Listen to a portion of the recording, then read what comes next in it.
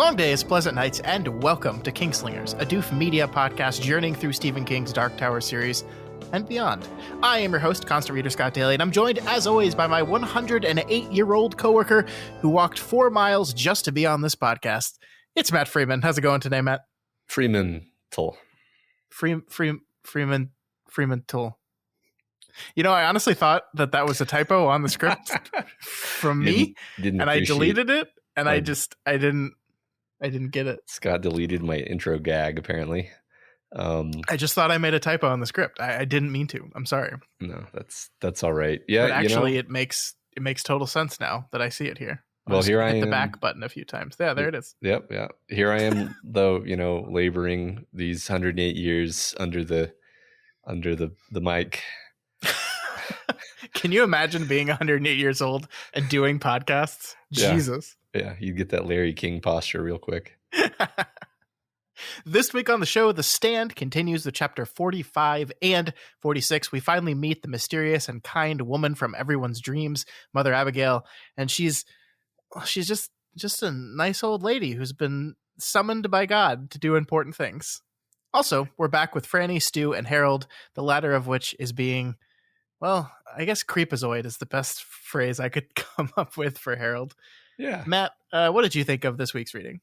This is some great stuff. I mean, the Mother Abagail chapter was, basically a little short story, I guess. I mean, it feels like the beginning chapters of our other characters, like, the fantastic Larry introductory chapter, but this is chapter 44 of the novel. Mm-hmm. So I guess it lands a bit differently because we know what story we are in. But it's just, it really takes its time. It's really nicely paced out. You really get to know this character. She's very unique. I think that was kind of the most fun that I had with this week's reading was Mother Abagail's chapter. But there's a lot of there's plenty of stuff to say about Franny's chapter too. Definitely. Yeah, it's going to be an absolutely stuffed episode. I thought, like, in my head, I was like, okay, the Mother Abagail chapter from a page count is the majority of this week's reading. So we're going to spend the most time on that. And then we'll have a little amuse-bouche of a Franny chapter at the end of it. But it turns out there's a whole lot of stuff to talk about in that Franny chapter as well. So it's going to be a completely stuffed episode this week. Because really more stuff happens plot-wise in the Franny chapter. That's true. That's a good point. Yeah, definitely. All right, let's get into it this week. But before we do, we just wanted to say, I think the word is wow, Matt. We had our Do the King Thing 2 contest. The entries were due last Thursday. And so we've got them all in. We've tallied the total number, and we had 51 people that entered the contest, which beat the record for last time, which I don't even remember what it was. But whatever it was, this is more. So that's great. That's just so awesome, and I really hope everybody had fun. I always find writing contests to be very personally motivating to me.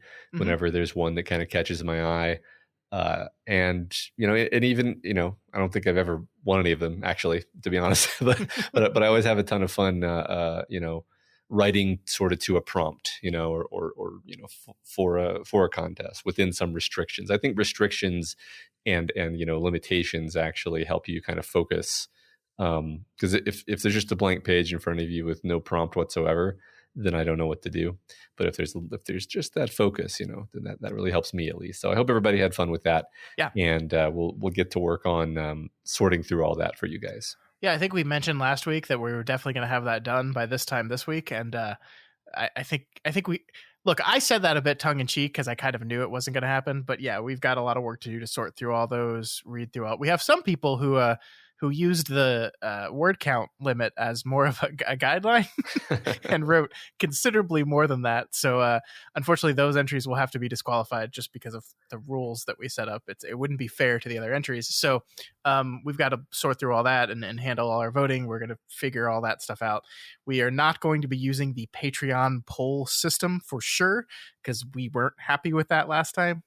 And so we've got some plans and some ideas of how to do all this thing. But I think you're right. There has to be a winner just by the nature of the contest. But everyone that entered this thing should feel like a winner, because you wrote something and submitted it. And that's fucking awesome. I've never done that. So that's great. Yeah. Good job, everybody. Good job. All right, let's move on to chapter 45, our first of 2 chapters for the week. And as we said, this is a Mother Abagail chapter. And we begin with Mother Abagail herself, Abagail Freemantle, which is what I see what you did. You added a tull to your name. I get it. Yeah. The oldest woman in the world, sitting on her porch, enjoying a cup of coffee and some toast. It's a rather inauspicious introduction to a character kind of meant to represent the polar opposite of Randall Flagg, meant to represent like a kind of innate goodness, isn't it? Yeah, it is interesting to draw that specific contrast to Randall Flagg. It isn't for quite a while that we get the sense that there's anything supernatural about Abagail at all. And even when we do find out that there's that she's got a bit of the shine to her, it seems like it's pretty mild. Mm-hmm. So it makes us wonder, even, how is this old woman meant to stand against the really quite powerful and terrifying forces of darkness? So there must be something very, special about her, something about her humanity that the white needs from her. And we not really sure what it is yet, but I guess we'll see. No, I mean, you're absolutely right. I mean, we meet Randall Flagg, and one of the first things he does is he levitates, mm-hmm. and Abagail Freemantle just kind of trudges along. She just seems very, very human, very mundane, very just quintessential humanity. And mm-hmm. It is interesting that in this force, this battle that we're told specifically in this chapter that is coming between the forces of the good and evil and whatever we want to call them, that this is kind of the chosen, not knight of good, but like messenger of good is certainly eyebrow raising, I guess. Yeah, it's an interesting point. Maybe her role is not to be the knight. Maybe someone else's role is to be the knight, and her role is to be the herald or something. Yeah. So almost immediately, kind of setting the tone for the chapter, Abagail starts thinking about God and what he did with this plague. She kind of calls it a judgment on the human race. And we get kind of a very quick introduction of how Abby Freemantle views this whole thing through this introductory part of the chapter. Some might argue with such a harsh judgment, but Mother Abagail was not among their number. He had done it once with water, and sometime further along he would do it with fire. Her place was not to judge God, although she wished he hadn't seen fit to set this cup before her lips that he had. But when it came to matters of judgment, she was satisfied with the answer God had given Moses from the burning bush, when Moses had seen fit to question. "Who are you?" Moses asks, and God comes back from the bush just as pert as you like. "I am who I am." In other words, Moses, stop beating around this here bush and get your old ass in gear. So this is very, very biblical, very Christian, right? And I think the important thing to note here, at least one of the important things to note, is that it's Christian specifically because Abagail Freemantle is Christian, right? Like it's if you're Christian and some great power starts talking to you in your sleep, you're probably going to go, "Oh, that's God." But like this does not have to be the Christian God specifically, right? You could just take out the word God and insert the word Gan or the white or something, and everything in this chapter would basically operate the same. It's specifically Christian imagery here because of Mother Abagail.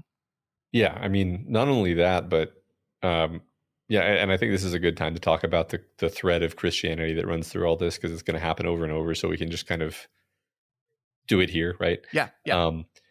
One thing that jumps out to me is that Abby's Christianity is almost exclusively Old Testament Christianity. That is very true. And there's, which is technically not Christianity if it's just the Old Testament. There's another word for that. But anyway, but over and over she thinks about, sacrifice. She thinks about Noah and the flood. She thinks about judgment. Maybe once she thinks about how like judgment and mercy are two aspects of God. But like, I do not remember if she even uses the name Jesus a single time in this chapter.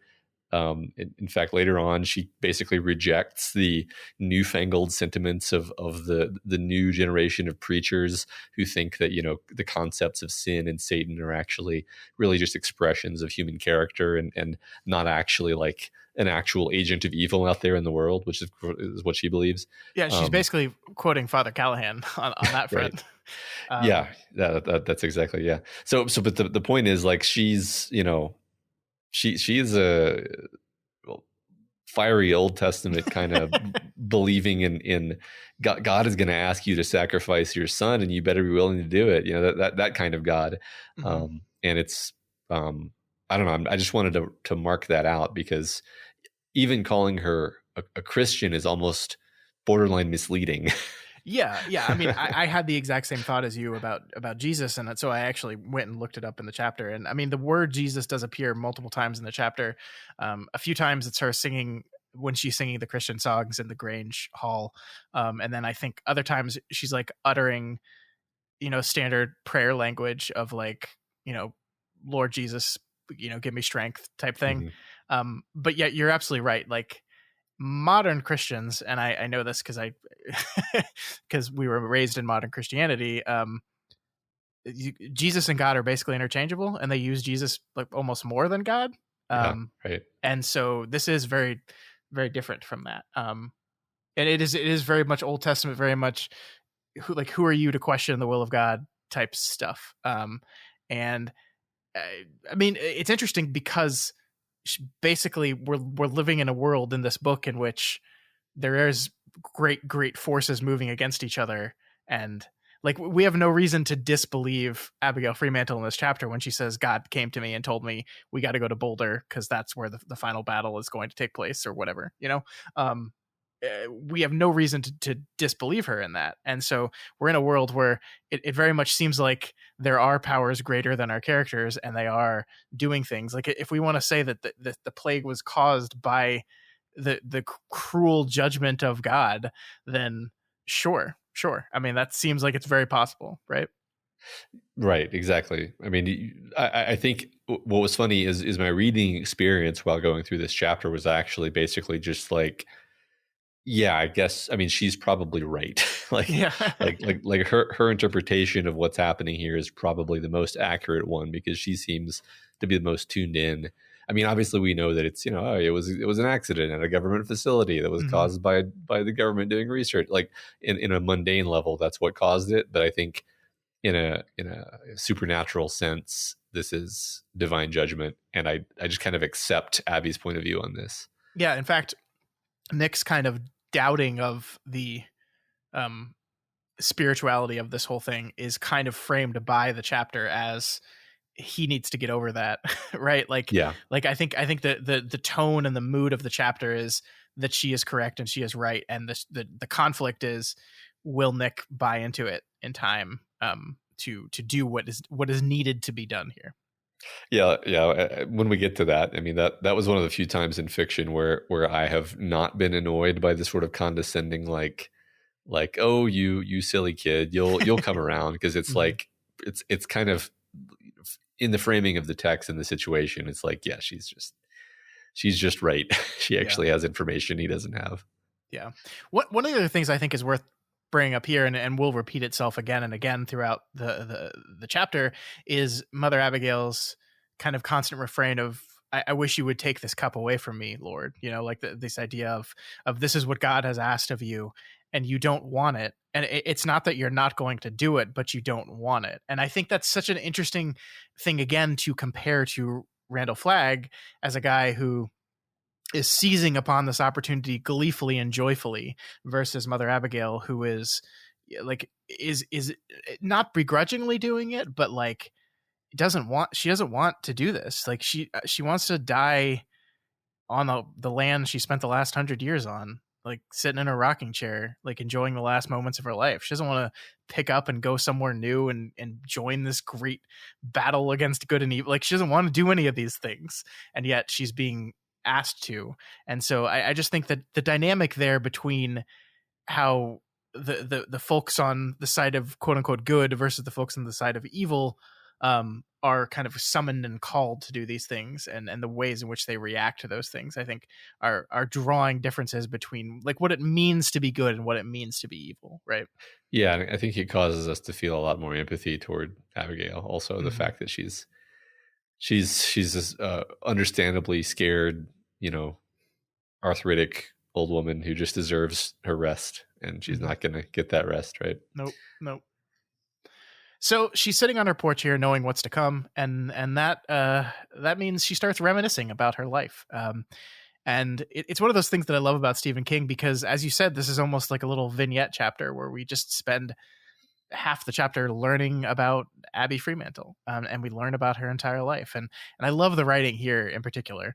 She reckoned that anyone looking back over her life could pick out one year and say, that was the best. It seemed that for everyone, there was one spell of seasons where everyone came together, smooth and glorious and full of wonder.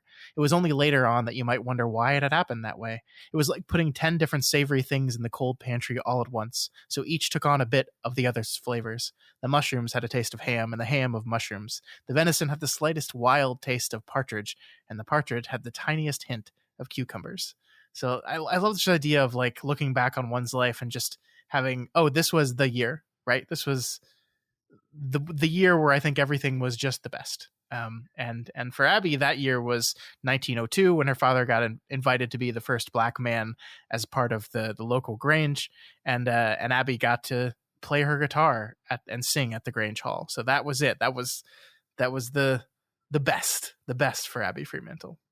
Yeah, that's so great. It's such a great way of getting to know her, and it's a really interesting way of framing her life, because, okay, the year she chose was 1902, which was 90 years ago, relative to the story. So, sure, this whole thing could have been framed as like Abby's life had all been downhill for the last literally 100 years.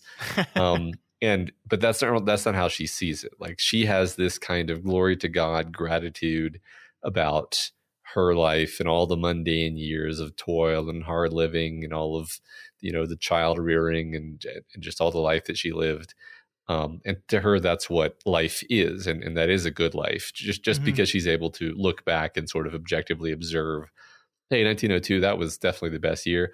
That doesn't mean that she like feels woe is me, or feels like she led a bad life, or feels really anything other than gratitude to God for sort of the provenance of bounty of her world and her life.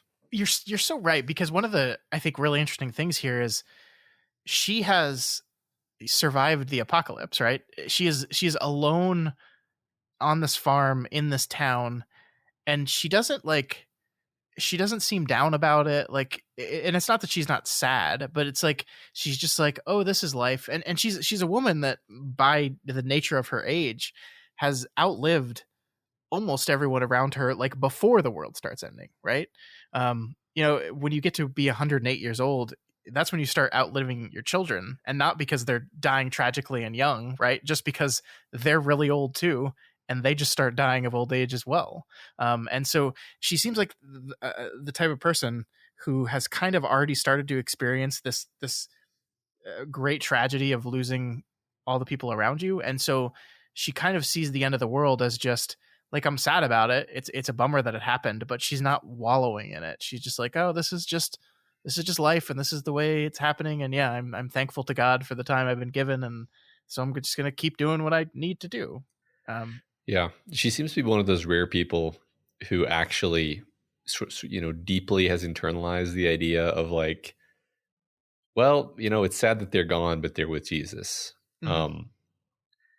Which is funny because, like, I've known, countless Christians in my life, and I don't feel like any of them, without exaggeration, have actually had the attitude of like, we're going to miss them, but they're with the Lord. So this is really just as sad as if they like moved to Australia and we were never going to see them again.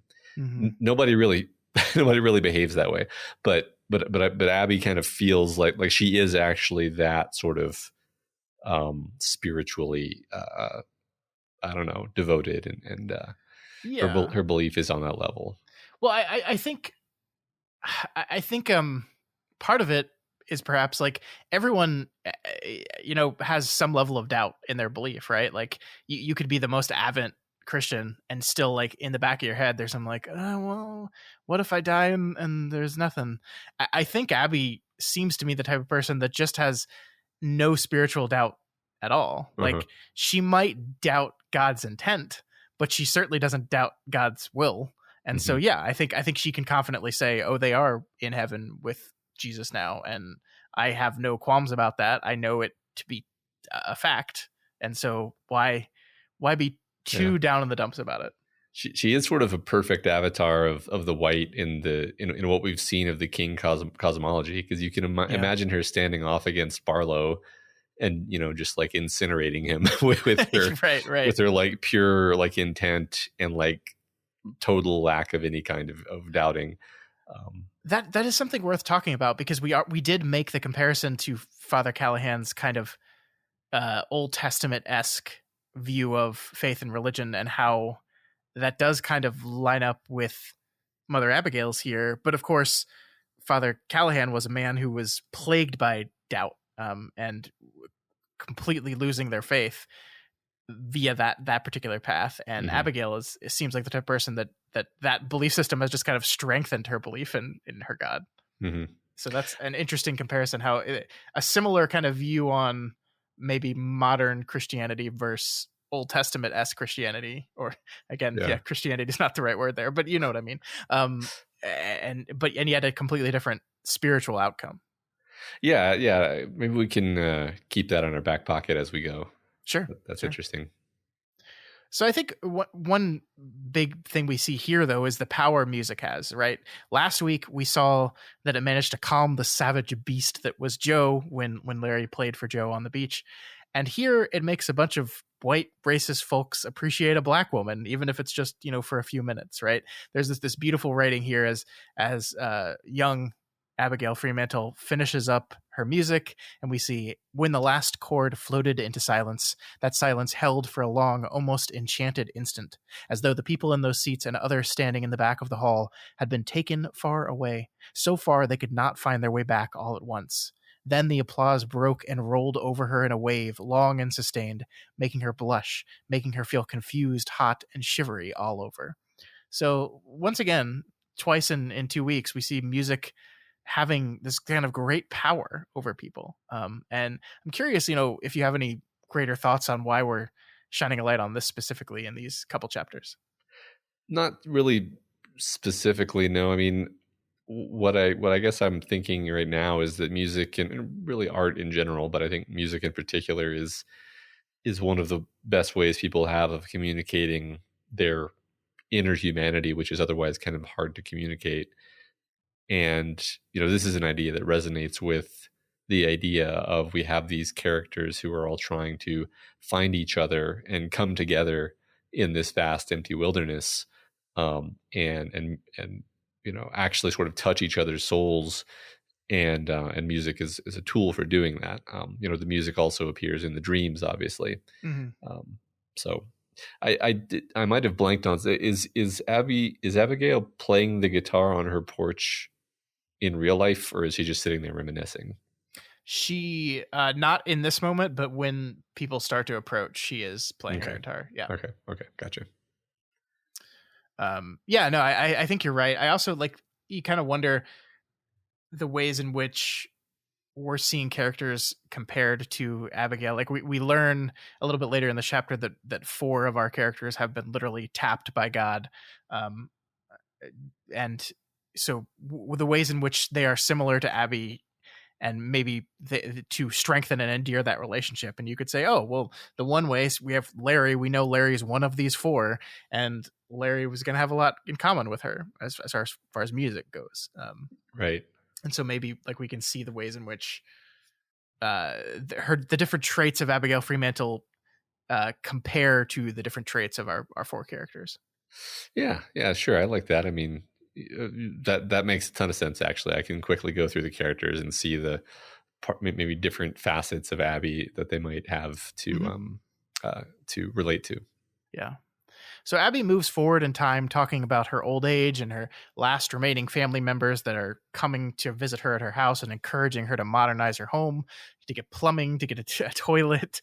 But Mother Abagail refuses all these things, and she refuses them at least partially because God is speaking to her. He's saying, Abby, you are going to need your hand pump. You enjoy your electricity all you want, Abby, but you keep those oil lamps of yours, and keep those wicks trimmed. You keep the cold pantry just the way your mother kept it before you. And mind you don't let any of the young folk talk you into anything you know to be against my will, Abby. They are your kin, but I am your father. So, I mean, I have to admit, Matt, I was kind of intentionally setting up this whole let's keep noting every instance in which there are mothers and fathers in this book, because it seems like motherhood and fatherhood is something that is very key to what this book is doing. I was doing this intentionally because the character's name is Mother Abagail, right? And then B, we have this reinforcement of the Lord God as the father of mankind, right? And so once again, we're talking about mothers and fathers and what this means. And I think it's worth here in this moment talking about this idea of, they are your kin, they are your family, but I'm daddy and you got to listen to daddy. So I think this is pretty important to a lot of the overall motifs of the book so far, I think. No, I think you're right. I mean, it's funny not to distract from the point you're trying to make here, but this is one of those moments where there were a ton of moments this week that felt incredibly Dark Tower to me, and this was one of them, because as soon as you start talking about fathers, you start making me think: are we going to get a "forgotten the face of your father" moment somewhere in here? I mean, we do get later on. She says, "All things serve the Lord." And I thought she was going to say all things serve the beam for a second, and then there's like shining references. There's all sorts of like intertextual stuff in this chapter specifically, way more so, at least I felt, than in the rest of the book, which make, and then, you mentioned this idea of fathers, like fathers is a huge theme in the Dark Tower. And, the idea of we have various characters who have, we have Franny, who lost her father. I guess we don't really know much, if anything, about Larry and Stu and Nick's fathers. They all seem to be absentee in the classic King fashion. But anyway, I don't know. Did you have any other specific comments about this, the role of fathers in the story? I mean, I think you pretty much covered what I wanted to talk about, but just this general idea of like she is going to serve as the mother and parent to all her kids that are on their way to see her, but even then they're above her. And I don't mean to say like fathers are superior to mothers. I think it's just falling into the kind of standard language of how we talk about greater powers and that kind of thing. And I do think you're absolutely right that this matches up with the Dark Tower a lot in the kind of overall broad Stephen King multiverse type of way. This is this book obviously matches the Dark Tower because A, it has Randall Flaggen, and B, we were in this world with our quartet briefly. But I think also, to your point, like the larger movements and the larger themes and the larger views on good, evil, and these type of things, I think are so true to what King is doing in the Dark Tower. And that's what makes this an important book to the overall Tower universe, I think. Yeah, I agree with that. I mean, it is very consistent with sort of the overall Dark Tower cosmology of fatherhood and motherhood, that like the father's role is to be basically an absent figure, an asshole. Yeah, but basically somebody who isn't actually around and doesn't do jack shit for you, but who you remember as like a presence of judgment and foreboding. And mothers are actually like there to care for you, and then die tragically, I guess. Yeah. So we'll see what happens to Abigail, I guess. But that's totally, the idea of fathers and the conception of God in line with, basically Stephen Deshane, right? It's same guy. Yeah, no, I think you're totally right. So we also see here that like the others, Mother Abagail dreams of the faceless dark man as well. And in her dreams, she's back at the Grange Hall, only this time the dark man is there as well. And she suddenly finds that she can't play her music. And in this dream, instead of embracing her, all the racist white people in the audience turn against her. It's this horrible, horrible nightmare. And it's kind of the dark man, Randall Flagg, specifically taking her best memory, her happiest memory, and turning it against her to use it as a weapon against her. A fascinating, I think it's actually worth talking about the ways, the nightmares that everyone is having and the ways in which those nightmares reflect what they're most afraid of, right? Yeah, it's a terrible moment. Like from a reading point of view, even though you 100% know that it's a dream, it's still really horrible and upsetting. Yeah. Taking this magical moment of triumph in her life and just kind of ruining it. Mm-hmm. But yeah, no, I think as you say, these moments or the way the dreams are being kind of crafted, they are sort of attacks. They're meant to demoralize and terrify.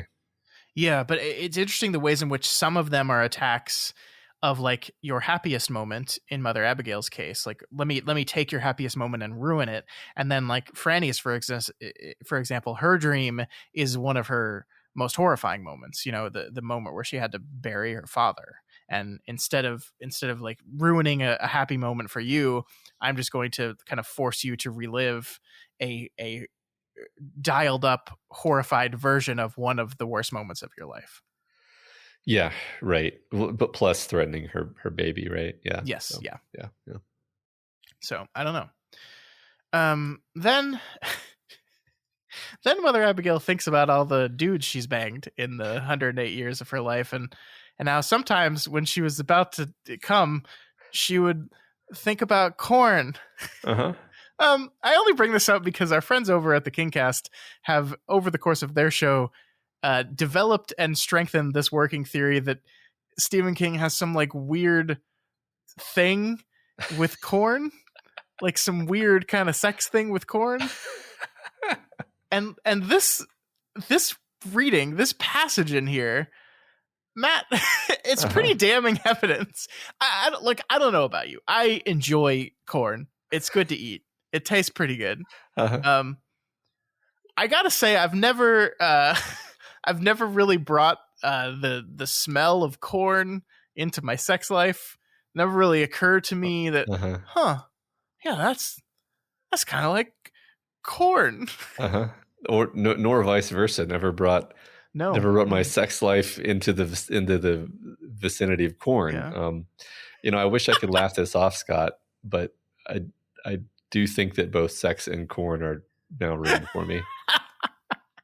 I mean, I think like if we're trying to be as charitable as possible, I think what we're getting at here is like, the natural, like it's life, it's grown from the earth, it's natural, like I think that's what we're kind of trying to get at here, right? This idea of like this is the place where she's most at home, and most comfortable, and so there's this connection kind of hardwired in her brain between like farming and the land and nature and happiness and comfort and pleasure, and it all kind of ties together in her head. I'm trying as hard as I can, Matt. No, you're totally right. We like to joke around here, but that's absolutely it, right? It's the idea of like fecundity and bounty and all of these things are sort of conceptually tied together, and even the same thing in her mind, where it's like the earth and the way that it makes the food that we require to live, and the act of sex, which creates the next generation of people. Like these are all really natural processes that are part of our life, and that are part of the process of growth and death. And so the fact that she tied these together, it's like, yeah, sure, I'll buy that. Yeah. Also, Stephen King just has the hots for corn. He probably does, and that's fine. Yeah. Chase your bliss, guys. Yeah. If you want to get off to a cob, just go for it. Yeah. And I guess I go so far as to say, don't knock it till you tried it, folks. Oh my God. Okay, moving on. The Dark Man is still here in her weird corn sex dreams, Matt. He's still here, and this time he speaks to her and he says, "I have your blood in my fists, old mother. If you pray to God, pray he takes you before you ever hear my feet coming up your steps. It was not you who brought music from the air, not you who brought water from the rock, and your blood is in my fists." So this is really interesting, right? I mean, obviously, water from the rock is a Moses reference, right? But the idea of not you who brought music from the air, so like this powerful magic that she did in the Grange Hall, like kind of basically saying you individually are powerless. All these things you do, all these things that you are, they're not from you, they're not of you, and so you are powerless against me.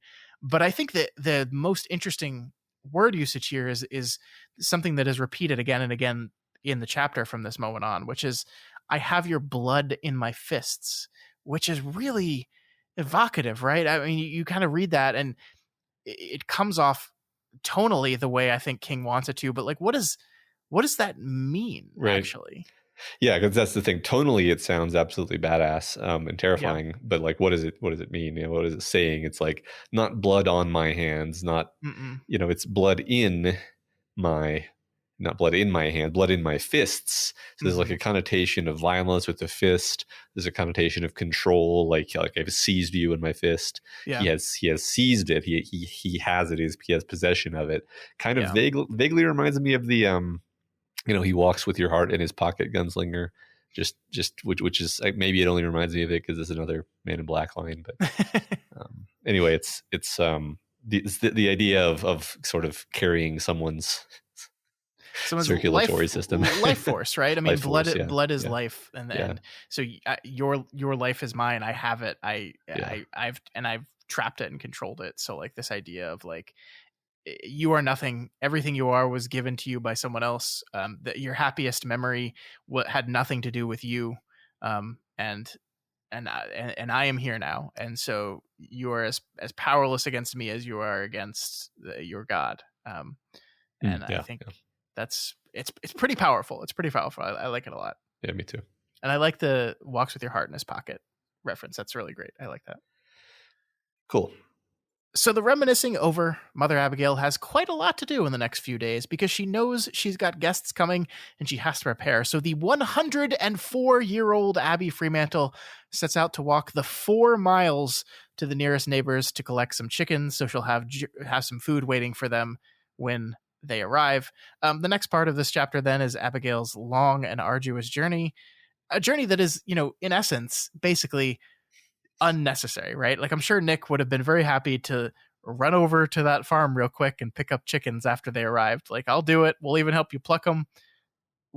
But it doesn't matter, right? Because it is important. It is core to who Mother Abagail is that she does this, that she takes upon this journey, that she travels into her quote unquote desert, and goes through the trials and tribulations here, right? Yeah, it establishes her as somebody who will never shrink from any burden, even if she could probably get out of it, right? I think this is the number one way in which she is a gunslinger, is totally she'll never step down from that challenge. Yeah, totally. And the book does not hold back at showing how arduous this journey is, right? Like, it takes her all morning to get there, and then she's so exhausted that she lies down and sleeps an entire day, only to have to wake up and prepare the chickens and then make the entire journey back. So fortunately, the chickens survived the apocalypse, right? So she didn't walk for nothing, because that would suck if she got there and nope, chickens got Captain Trips too. Rest in peace. You did nothing. That would suck. And yes, the length of this walk, by the way, it's like I would be completely exhausted after. Is it 4 miles each way? Yes, 4 miles each way in the heat. They live in Nebraska. It's summer. It's hot. Yeah. I mean, like, we are young-ish and relatively healthy, and I mean, we could do it. We could probably do that all in a day without needing to take a whole day off in between. But it would not be an enjoyable walk. You'd be hot. You'd be tired. You'd be not in a good mood. You'd be like, "Why the fuck am I doing this?" And she is 4 times our age. No, not quite. 3 times our age. Not quite. Almost. And is doing it. Yeah. We kind of went over this very quickly early in the chapter, but I did want to talk about this idea of here with the chickens. Like, there is this kind of throwaway line where the book says that Abigail Fremantle would have laughed off the conversation Glenn and Stu were having about which animals were killed by the plague and which weren't, because it's very obvious to her domesticated animals, pets, ones closest in their connection to mankind, were the ones killed. The wild animals were spared. So I think the line is, the dogs died, but the wolves survived. It's like a metaphor, right? Yeah. Well, it's great also because it's like, it's just another moment where I was like, yeah, I think her interpretation of these events is correct, because um their conversation that they were having before was very sort of scientific, and then she just kind of lays it out like that, and you're like, oh yeah, for sure. Except, of course, cats being the exception, right? The domesticated animal that did not die, because cats don't really like us. So yeah, they're not that. Cats, yeah, they're not domesticated. They take advantage of the fact that we provide food for them. That's not. Yeah. No, I like that it is a example of how she's just right, but also it just is an example of her fundamental difference in viewing the world than like a person like Glenn, where Glenn has to like have this long drawn out conversation reasoning what's going on here. I mean, and we'll even see that this week, right, where he has this long theory about how they're all having similar dreams and blah blah blah, and then Abigail would just go, it's God. That's right. That's God. Yeah. Right. So like we don't have to ruminate on this. We don't have to think about it. It's just like, this is just the way it is. Let's move on. Yeah. Bunch of nerds. It's just God. Come on. So later that evening, after having chopped the head off some chickens, Abigail begins the long journey home.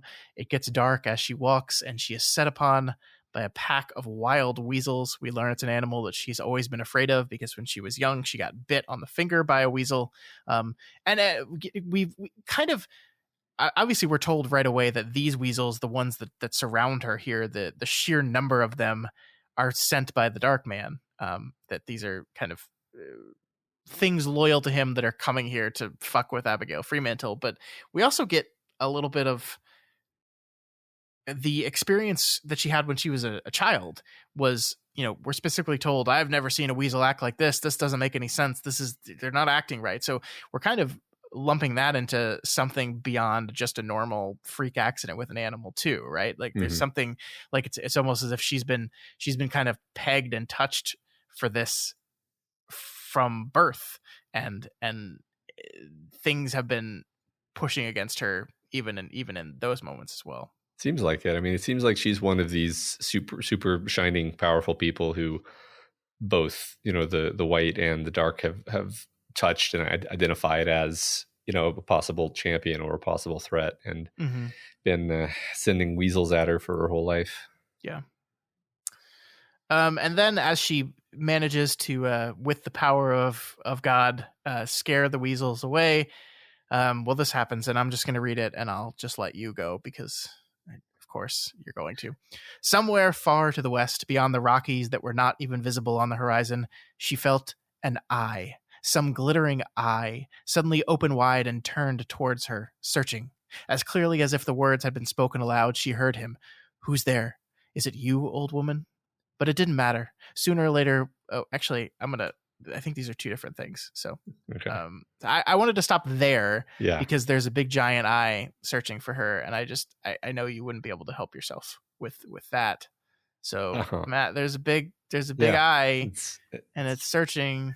The spotlight of the eye is beyond the mountains. It sensed her after she used the one after power. After she put on the ring or one power or whatever we're doing here. Yeah.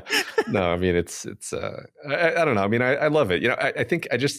I know we've sort of mentioned this a lot. I just continue to find it delightful that Stephen King loves Lord of the Rings so much that he just keeps trying to like put Lord of the Rings in things where it's like, it's a book about a pandemic and it's got Sauron in it. And there's nothing wrong with that. It works perfectly well. It's actually really creepy here.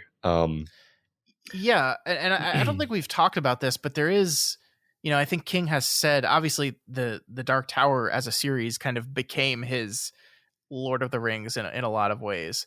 But I do think when he set out to write The Stand, he was also kind of trying to do his own Lord of the Rings in a lot of ways. Like it contemporary, yes, very, very different stylistically, but yeah, people traveling long distances, a great prophesized battle between good and bad, it is very, very Tolkienian in that way, for sure. Yeah, we sort of have our fellowship. The Man in Black sort of doubles as a black rider and a Sauron figure. Mm-hmm. Or you could, we could wave our hands and say that it's the Crimson King who's the Sauron figure, and the Man in Black is our Witch King. Sure. In any case, yeah, I mean, there's even sort of a, I don't know, I'm stretching it here, but there's like a Two Towers thing where there's going to be like the Citadel of Evil and the Bastion of Good, at least that's what I feel like we're building to. That's not really what the Two Towers was about, though. So no, not quite, but it doesn't have to be perfect. I think the most important thing is thematically, like it seems attuned of that. This is also, by the way, where I can tell you that I think we're far enough into the book where I can tell you that I think a year and a half ago I mentioned that the writers of Lost said there was one Stephen King book that was a huge influence on them when they were crafting the end of that show. It was this one. This book. It was The Stand. Okay. And I don't say that to spoil or hint toward any coming thing. I think just the broad sense of, black versus white in, like the Man in Black, blah, blah. You know what I mean, right? Yeah. I mean, like broad strokes of storytelling and theming for sure. Yeah, I can see what they were going for. We're gonna rewatch Lost one day, Matt. You're gonna fall in love with it because it's a really good show. Yeah, okay, Scott. It's much better than all these trash shows we have today. Dragon shows, House of the Dragon. What does that even mean? I don't know. I've enjoyed House of the Dragon. I'm just trying to set you off, and it's not working. No, it's. I mean, it's working internally. I'll get you later. I did also want to point out this other bit that comes kind of a little bit after the quote I read before. It says, "But it didn't matter. Sooner or later, when the man felt he was strong enough, he would come looking for those who would stand against him.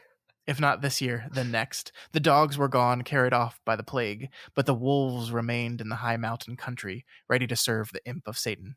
And it was not just the wolves that would serve him." I just think that's really fantastic writing. I love the imagery. I love the tone of it. I love it. Just gets across everything that we needed to understand about why our characters are doing these things, why this is going to become super necessary. It's really, really good. Yeah, that's some delightful writing. Also, I mean, I don't know. One of the only times I can remember that the Man in Black is textually compared to Satan or associated with Satan. Yeah. Also another kind of stylistic Dark Tower thing that jumped out to me in this general part, or honestly, it's been jumping out to me for a while, but this felt like a good time to mention it, is this idea of like the evil in the West. The evil is always to the West. It's beyond the Rockies. In the Talisman, Jack had to go west toward the Black House, which was in the West. Yep. And you get sent west if you fuck up as a gunslinger. So, yeah, I just, it's very consistent. It's extremely consistent. I don't know, part of me wants to kind of be like, is this like a, Old West, like Blood Meridian, Cormac McCarthy reference, or is this something like older than that and kind of broader than that? Yeah, I don't know. Could be. I think it just seems like an internal consistency in his style. I don't know if it has to be a specific reference or not. It's just, this is kind of in the Stephen King oeuvre. Yeah. West is like canonically the place of I don't want to say evil necessarily, but just not greatness. You know what it is? It's because he's a Northeasterner and he looks to the West and he's like, oh, I don't know about all that. Absolutely. And I mean, I don't really think it is a Cormac McCarthy reference, because Blood Meridian came out in 1985 and I don't think that was it. Yeah, but I think a broad, like the Western genre certainly uses the West broadly as a certain chaos, lawlessness, like the opposite of order, so I think that makes a lot of sense. I guess one reason why it jumps out to me, though, is that Mordor is the East. I just always thought that was maybe not something I ever actually talked about in the Dark Tower podcast, but like Mordor, it's Minas Tirith. They're the men of the West. Mordor is to the East, actually. Well, you see, It's because Lord of the Rings is a Western European folktale, and Right. so everything that's scary to them is Is east to of the them. east. Yeah. And this is an American folk tale. I get it. Uh-huh. Yep. Okay. Yeah, that actually makes a ton of sense. Yeah. Yeah. Love it. So finally, everyone begins arriving, and we see that Nick, Tom, and Ralph have collected a few more people since we last saw them. Yeah. Yeah. It's really interesting to me. Like it kind of felt like up till this point, we were carefully collecting each individual person who was going to be involved with the story going forward. And then in this chapter, or right here in this moment, it's like, and then here's 3 to 7 more people, whatever. Yeah, Um, you're totally right, because like we haven't seen these guys in a while. Like the last time we saw Nick and Tom, they had just run into Ralph, who is a character we didn't actually get introduced to in that moment either. It was just a man driving a car that came upon them in the road.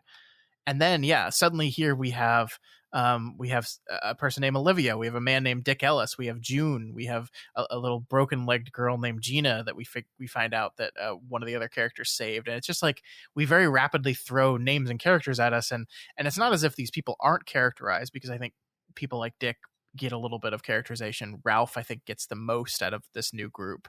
But we also see that the kids, June and Gina, also like get a little bit of characterization. But he doesn't really focus on them much. King doesn't, and that is very interesting, because as we've talked about again and again and again, King tends to focus on uh, small characters. He tends to do this thing, and so the book is kind of very clearly, to me at least, signaling, yeah, like these people are part of the group. I think it's important to understand that they have begun to congregate, they have begun to group up, but you probably don't need to know too much about any of these people, yeah. with the exception of maybe Ralph.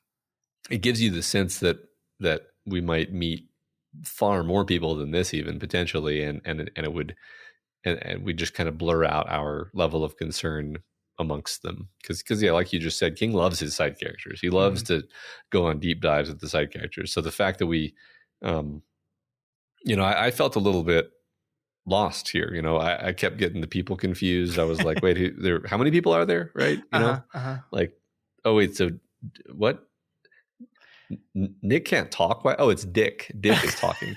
Like I was really getting thrown by that kind of stuff. So yeah, that's I mean, honestly, even getting all the names together to write down them so I could read them right then, I had to like go back and read several times, because I was like, okay, and then there's the little girl with the broken leg, and then I was like, oh, but there was another little girl. There was a redheaded little girl that's there as well. I was like, oh shit, I got that right. So yeah, it was a chore for me to collect all of them, and yeah, again, I think it's not to say that these characters aren't important or won't become important, but at least in the short term, the book has kind of primed us to be like, yeah, like understand that these are people and they found them. But the most important part of this is that people are congregating. We're building community already. Like I think one of the most interesting lines is, as they were making their way here, as they started to get into a pretty sizable group, they like kept feeling and noticing that there were people around them on the periphery that just weren't joining them for whatever reason. That like just the idea of seeing a large group of people come by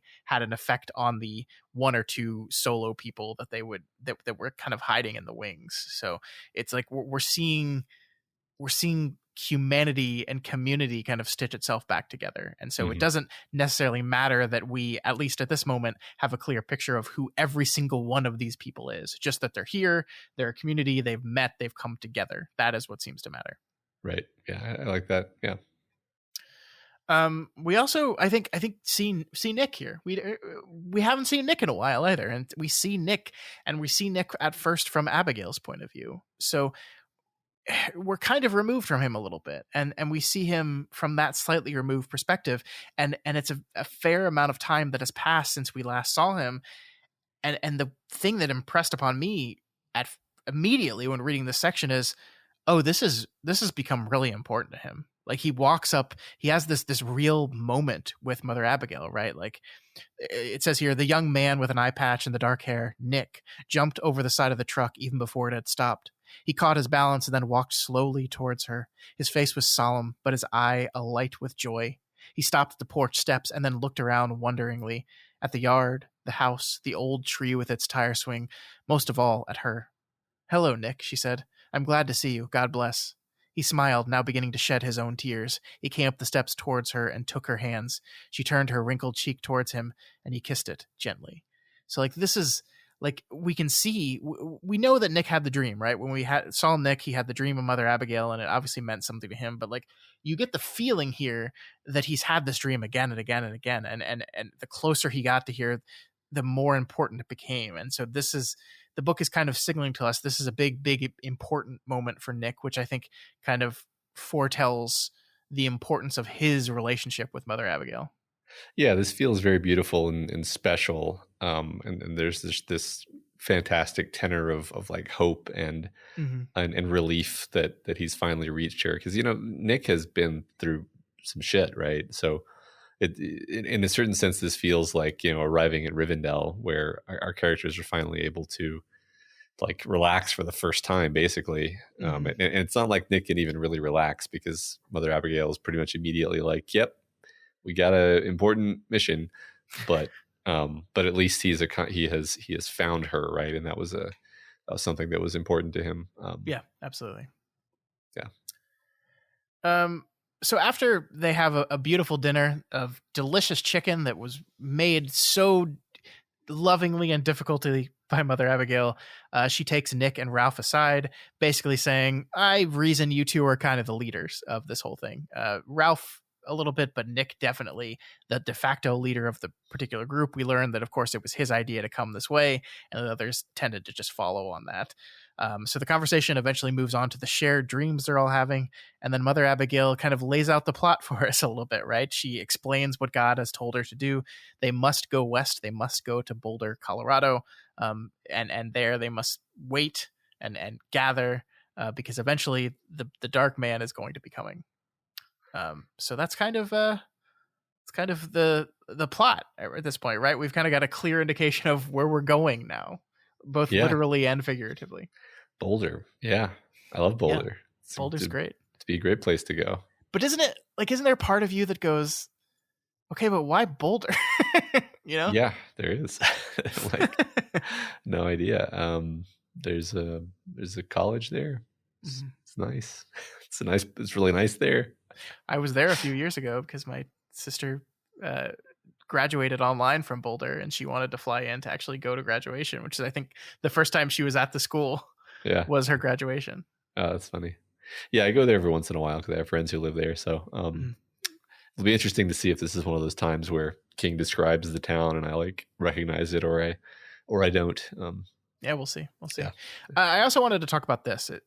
You kind of gestured towards it earlier in the show, but let's talk about it here. I started having dreams 2 years before this plague ever fell. I've always dreamed, and sometimes my dreams have come true. Prophecy is the gift of God, and everyone has a smidge of it. My own grandmother used to call it the shining lamp of God. Sometimes just the shine. I said it's the thing. She said the thing. Yeah, so I wonder if her grandmother is related to Dick Halloran at all. I mean, that's the thought that I had. I'm like, is this like the canonical true etymology of The Shining? That in the world of Stephen King is the shining lamp of God. Could be, yeah. I think just so you know, the time, like The Shining had been written at this point, so like it's not like this is the original idea that he then wrote The Shining. The Shining came out before this book. But does Dick Halloran never says like, I call it The Shining because it's the shining lamp of God? He just calls it The Shining, right? Honestly, man, it's been too long since I read The Shining, so I don't want to say definitively or not. Okay, well, in the movie, yes. In the book, I do not remember. I just feel like maybe this is King deciding, like, or maybe in his mind it always did mean that, and he kind of back justifies it here. I like when we're talking about moving to Boulder, though. One of the big echoing ideas here is, like, I think Nick asks Abagail, is it the right thing to do to go to Boulder? Is it the right thing to do? And her response is, it's the thing we're meant to do. And I find that paradigm pretty fascinating, right? There's this idea that, like, you're trying to come up with decisions in a correct and incorrect, a right and wrong, and Abagail is just like, no, this is what we're supposed to do. Like, it doesn't matter whether it's quote unquote right or wrong. Like, it's what we're supposed to do. The dark man is massing his forces in the west, and someone has to stand against them. It's going to be us, and we're going to do it. And this is where you have to go in order to do it. Yeah, really, really sounding like Roland there. Yeah. It's very, very interesting to me because, like, yeah, like you said, it's not a moral question to her. It's a question of duty. It's a question of doing the duty the Lord has set before her, and it's her quest. It's her tower. Yeah. And the Lord sometimes asks people to do some pretty questionable stuff in the Old Testament, and they're expected to do it. And so for her, it's not like. It's not to me to decide if this is what's right to do. This is my duty to the Lord. Yep. Yeah. And furthermore, she says, all things serve the Lord. Don't you think this black man serves him too? He does, no matter how mysterious his purpose may be. The black man will follow you no matter where you run because he serves the purpose of God, and God wants you to treat with him. It don't do no good to run from the will of the Lord God of hosts. A man or woman who tries that only ends up in the belly of the beasts. So that's interesting, right? I mean, like, I think that is, once again, you take out the word God, put in the word Gan or Ka or the white, right? And it means the same thing in the Stephen King universe, right? That, like, the man in black, Randall Flagg, the Crimson King, believe themselves to be above Ka, right? And we kind of see again and again and again throughout the Dark Tower that they are wrong about that. And so, like, even the great evil in the world is still under the sway of the greatest powers.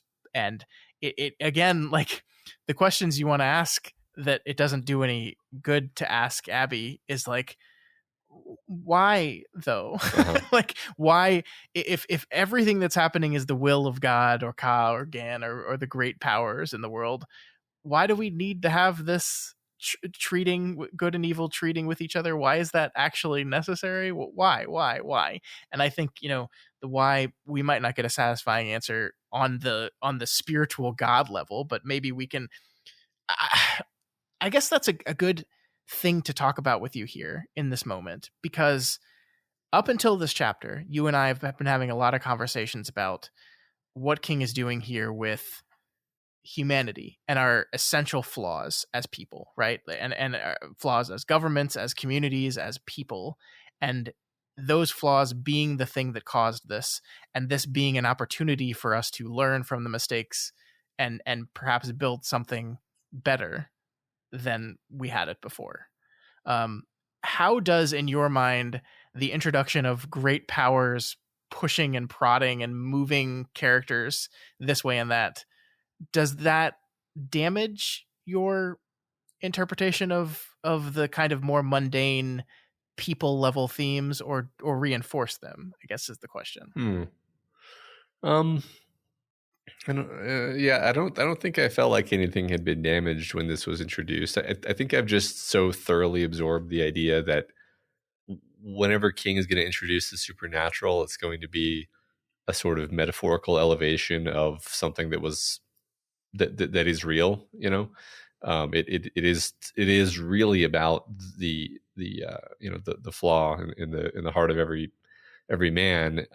But we're gonna elevate it into a big grand story by talking about this being ordained by the great forces of the universe.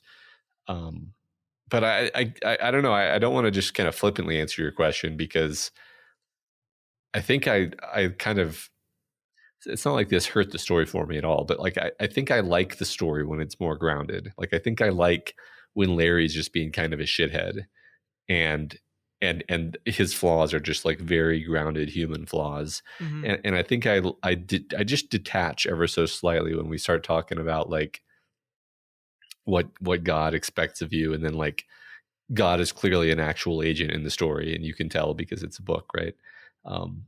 And I guess, I don't know. I think it'll probably be used to some effect. It's really awesome, and I'm going to love it later on.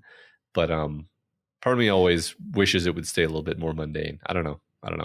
Yeah, I get you. I think that the most important thing is always what the character chooses to do. And so, like, this idea that, like, Abigail comes to Nick and says, well, this is what we have to do, Nick. But Nick is obviously still in charge of what he wants to do, right? Mm-hmm. And so I think that's when it matters. If someone comes to you and says, this is the thing you need to do in order to ensure the survival of yourself and frankly humanity, what do you choose to do in that? How do you choose to try to build whatever is going to be left and wage this war, I guess. I think that stuff still matters. I think, again, like we could take out the word ga, put in the word ka, and because we put in the word ka, we put in the word story and narrative, right? And so all of this is at the will, at the dictation of the narrative, and so it doesn't matter. Like that part is essentially true within the text of the book itself, that there is some greater power dictating the events of the book as it's going to continue, but that doesn't actually matter towards the moment to moment interpersonal conflict between characters. And so it is true, and it is a essential building block and frame of this story. But I think what Larry chooses to do with Nadine and Joe matters more to the story than who is the dark man and what does he want, like I just think that's essentially true. So Yeah. I think that's why I agree with you about the detachment, but I think it's why I love this book, because Larry matters more than God, I guess. This might be a bit of a highly abstract reach here, but it's like part of the reason for the detachment is on some level, the book is reminding you that you're holding a brick of pages, and if you just like flip forward, you see that all this shit already happened because it's a book. Sure. And it's made up. But the book is, in so doing, it's also saying like, but that doesn't mean the choices don't matter.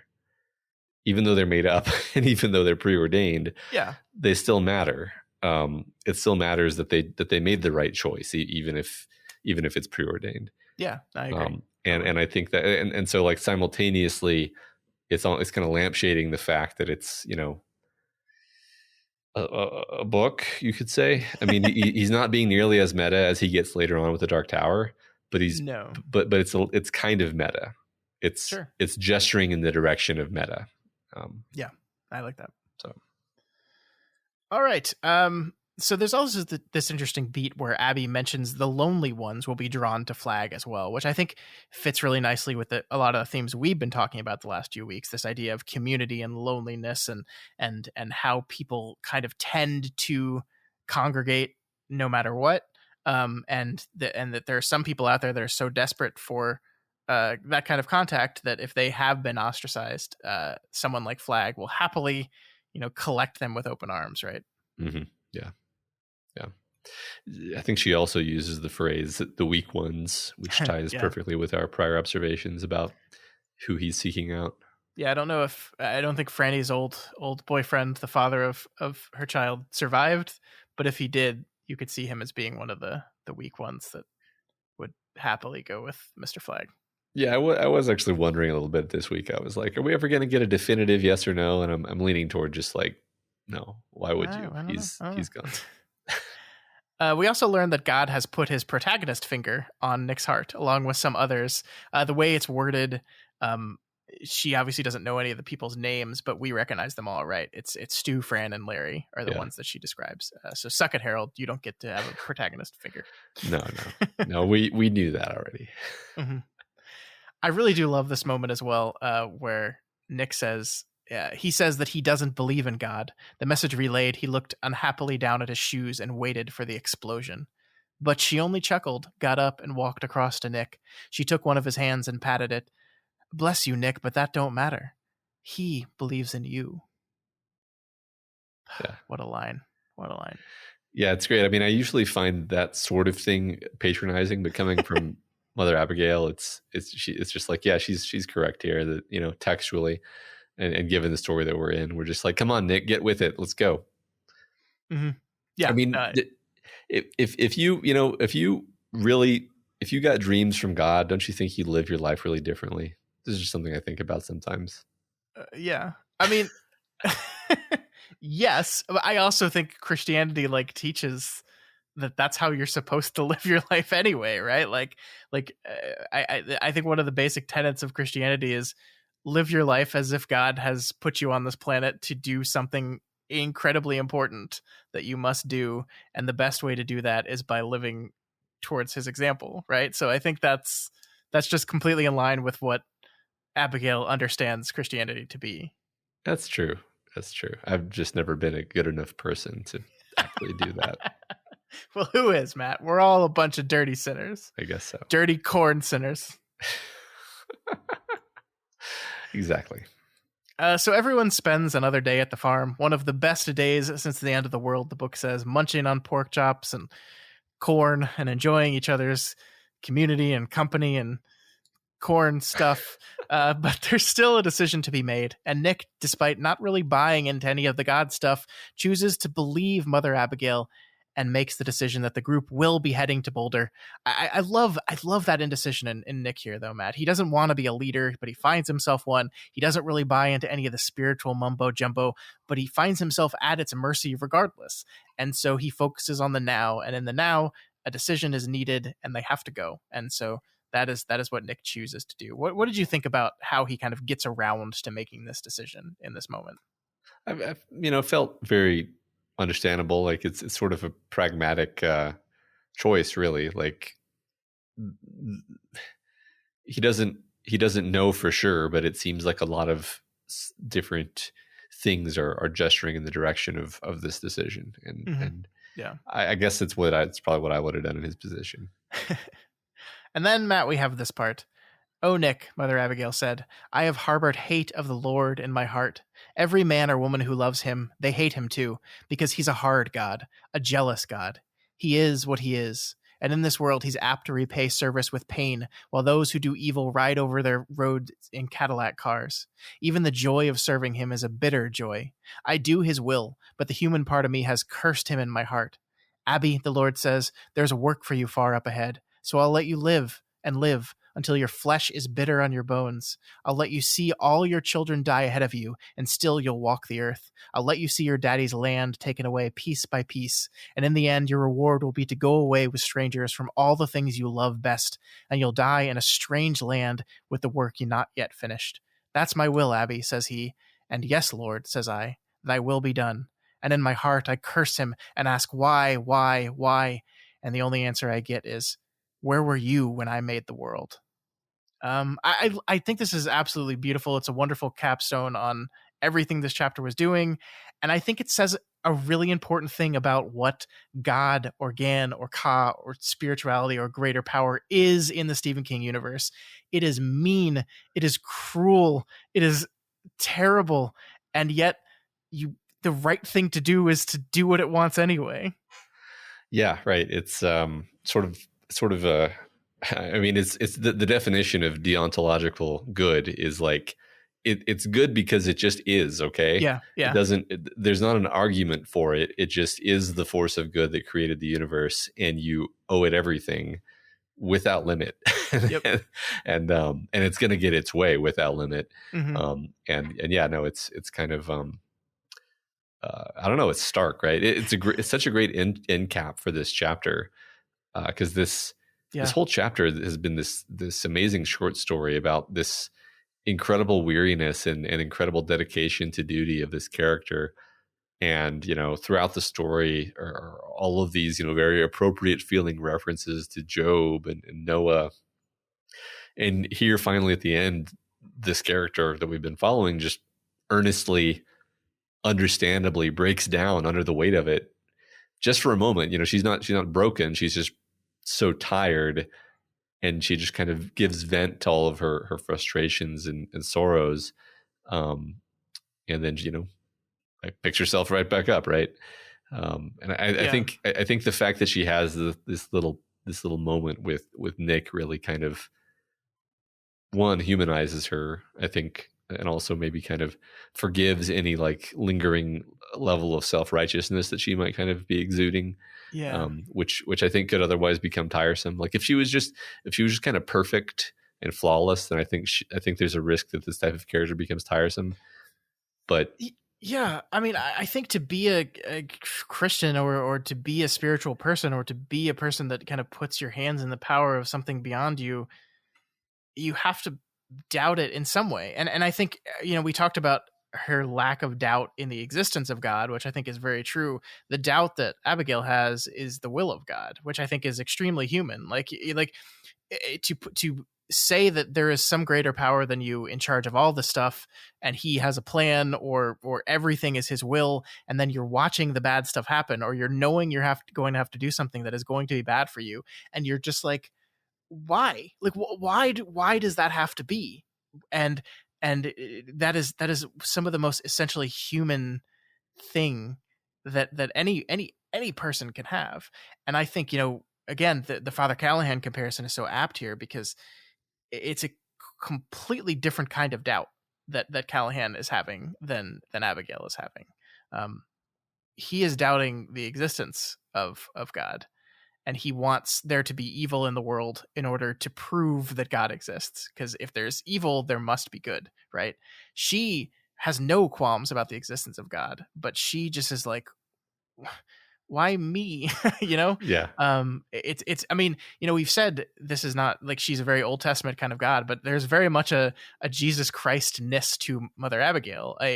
She literally uses the phrase, take this cup away from me, O Lord, right? Yeah. Like, Yeah. don't do this to me. I don't want to die. I don't want to do this. I don't want any of this. Why are you doing this to me?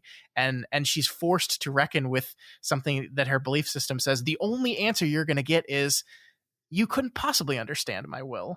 Where were you when I made the world? Is such a perfect response. Right. It's like, it's so powerful. And I think you're right. Like, I don't think you've said it yet, but you've written here in your notes, this is how she avoids becoming a crazy religious lady. And I think that is so important, because we have so many examples of religious characters in King stories that are fanatic and terrible and awful. I mean, like Carrie's mother, we have Mrs. Carmody from The Mist. We have Right. all these characters again and again and again that are extremely religious characters that are horrible, evil, Yeah. terrible people. And then we have Mother Abagail, who is possibly the most Christian of all these characters, and is the opposite of that. And I think it is that doubt that makes her that way. Yeah, I love that point. I mean, you could find all kinds of interesting contrasts between her and those characters, because they use dogma to justify things that they want, right? Whereas Abigail doesn't want any of this. Yeah. That's actually the crucial thing. Yeah. I love it. Yeah. So that's the end of the chapter. It ends with them packing up and moving out west to the bad, to Boulder, and possibly to battle. Mm-hmm. Yep. So we move on to our second and final chapter of the week, chapter 46. As we said, it is a Franny chapter. And I want to say up front here, Matt, I love the hell, like, the Mother Abagail chapter is this like wonderful statement piece in the middle of this book, and it's so good. And then we come off the back of it, and it's like, how can anything top that? And it's like, oh, here's a fucking amazing Franny chapter. Mm-hmm. And I think one of my favorite things about it, one of the most interesting things about it, is its structure, because I think this kind of breaks from the typical structure of this book so far. So just to kind of go over it briefly, we begin the book on July 27th with Franny, Stu, and Harold having been, grouped up and traveling together for about a month. We learn that they've met a few more people on their way. We know about Glenn. We got a hint that Glenn was going to join them, but we also see there's a character named Mark Braddock and his girlfriend Parian. So we moved through the trials and tribulations of the days they're having, but then we're also periodically throughout the book cutting back to what happened over the course of that month in the form of epistolary sections from Franny's diary specifically. And so this is a kind of a break in the structure of how this book works, and it's a remarkably effective one, in my opinion. Yeah, I love it. It's a very interesting structural decision, and I think it works really well. It slowly kind of brings us up to the point where we are in the narrative via the epistolary sections, but it's filling in the background in a fun way that isn't just like paragraphs of info dump. Yeah, definitely. And I think it also makes certain events land harder.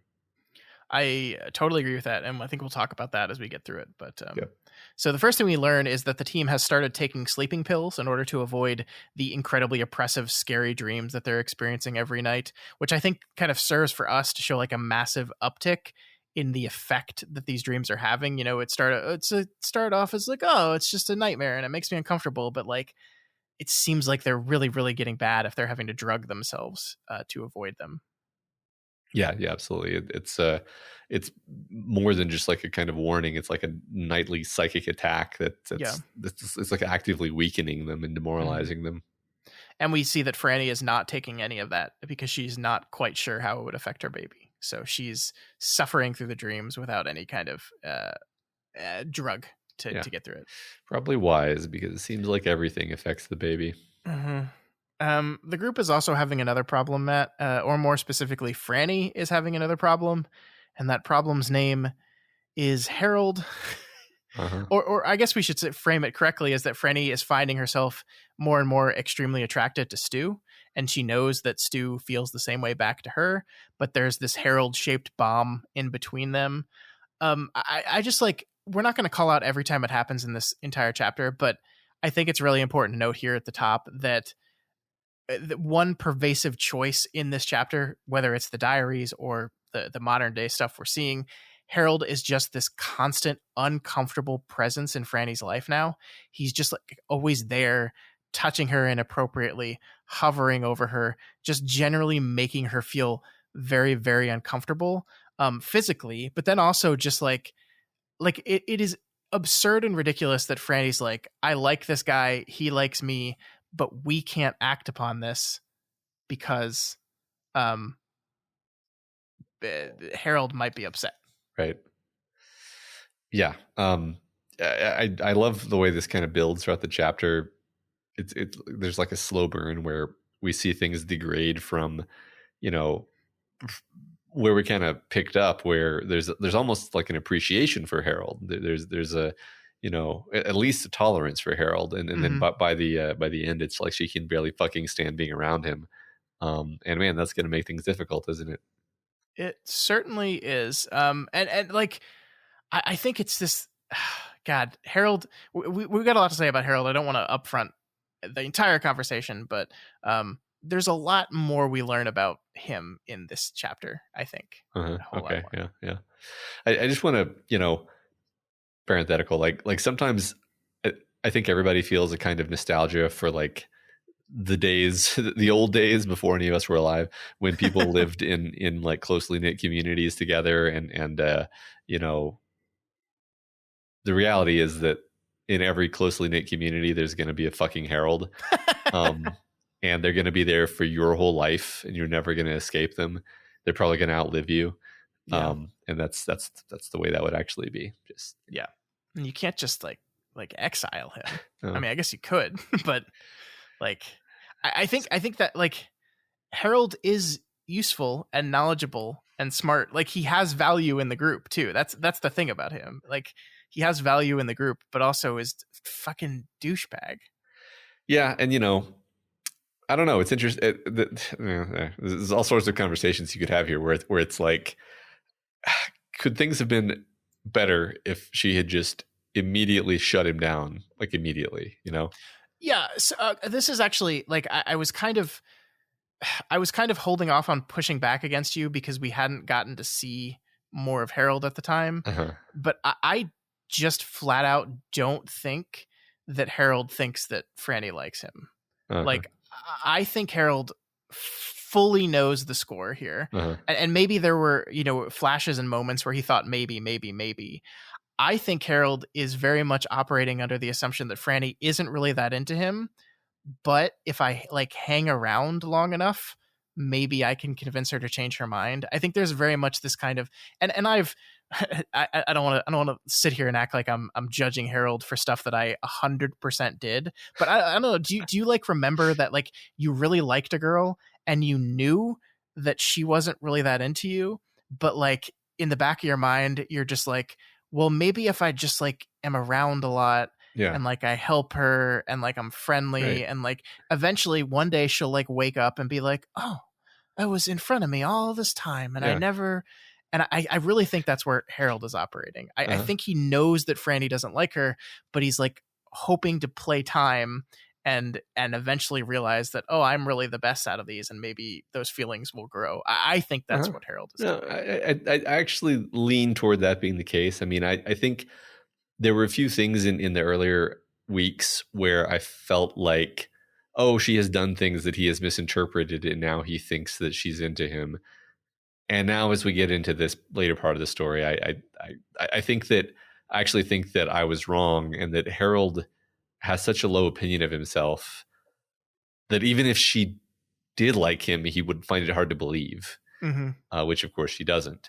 And that's actually the problem. Like that's why Harold can't be cool, is because he doesn't like himself, right? It's this fascinating contradiction, because you're absolutely right that he both wants her to like him so much, but would never accept if she actually did. Mm-hmm. Like I know you will never love me, but also I'm going to get really pissed off at you if you ever love someone else. It's like, wait, that doesn't make any sense, Harold. Yeah, exactly. That's why he's fucking douchebag. Like I mean, it is sad in a way, because like he is someone that has so internalized the treatment that he's received, that like he's getting in his own way. Like I think we're kind of jumping ahead here, but like way later in the chapter, she will ruminate on Harold's coolness, right? Like I'll just go ahead and read it now, because we're just kind of jumping all over the place. But Yeah. she says in her diary, Harold is in his own weird way sort of cool when he's not concentrating all his mental energies on being an asshole, that is.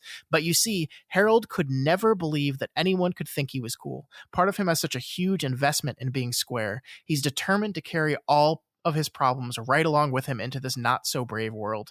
He might as well have them packed right inside his knapsack, along with those chocolate payday candy bars he likes to eat.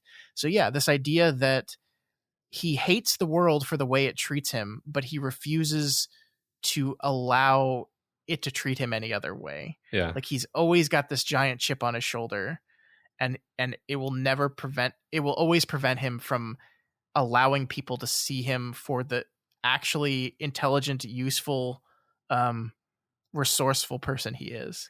Yeah, right. And he's sort of incapable of learning to behave differently, Yeah. I mean, I was thinking about the word cool, and how we use the word cool before referring to Henry Layden in Black House, Mm-hmm. and just how like that was such a perfect example of how cool is a state of mind.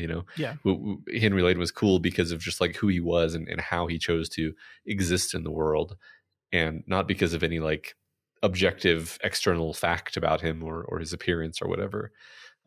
So yeah, it's Harold is relatable in the sense of, like every young man, it is he himself who is responsible for him not being cool, and Mm-hmm. he could change it, but he like won't, right? So, Yeah, I think there's cool people who are cool just kind of effortlessly, and then there's the people that are definitely not cool, are the ones really trying to be cool. But also the people who are not very cool are the ones who are like convinced that they're not cool and constantly talk about how uncool they are. Yeah. Right? It's like, well, I'm not cool. It's like, yep, that, I mean, just saying that, you self-fulfilling prophecy there, buddy. Yeah, that's being aware of it and not trying is worse than being aware of it and trying. Which yeah, anyway, totally. All right. So we jumped all over the place, but let's move actually through the chapter itself. The first problem that we see that our group is having is that their new friend Mark is sick, and the group kind of collectively reasons that it's appendicitis. This is something that obviously is very easy to fix in our world, but is more or less a death sentence in Franny's. And I love that this appendix saga is like a great little example of that very thing, right? That suddenly a thing that is no big deal becomes a huge deal.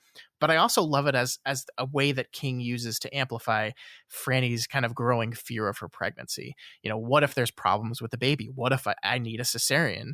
What the hell would we do in that moment? Like, no one knows how to do anything. What are we going to do? And I love how that plays out in this line here. Behind her, Mark screamed again like some sort of horrible prophet, and she hated him. That's so great. It is. Yeah. The twist with Mark having appendicitis was harrowing. It's a horrible twist, right? It's not something I saw coming at all. it's very interesting to kind of introduce this guy, and really before we even get a chance to know him at all, it's like, bam, he's dying immediately. Yeah.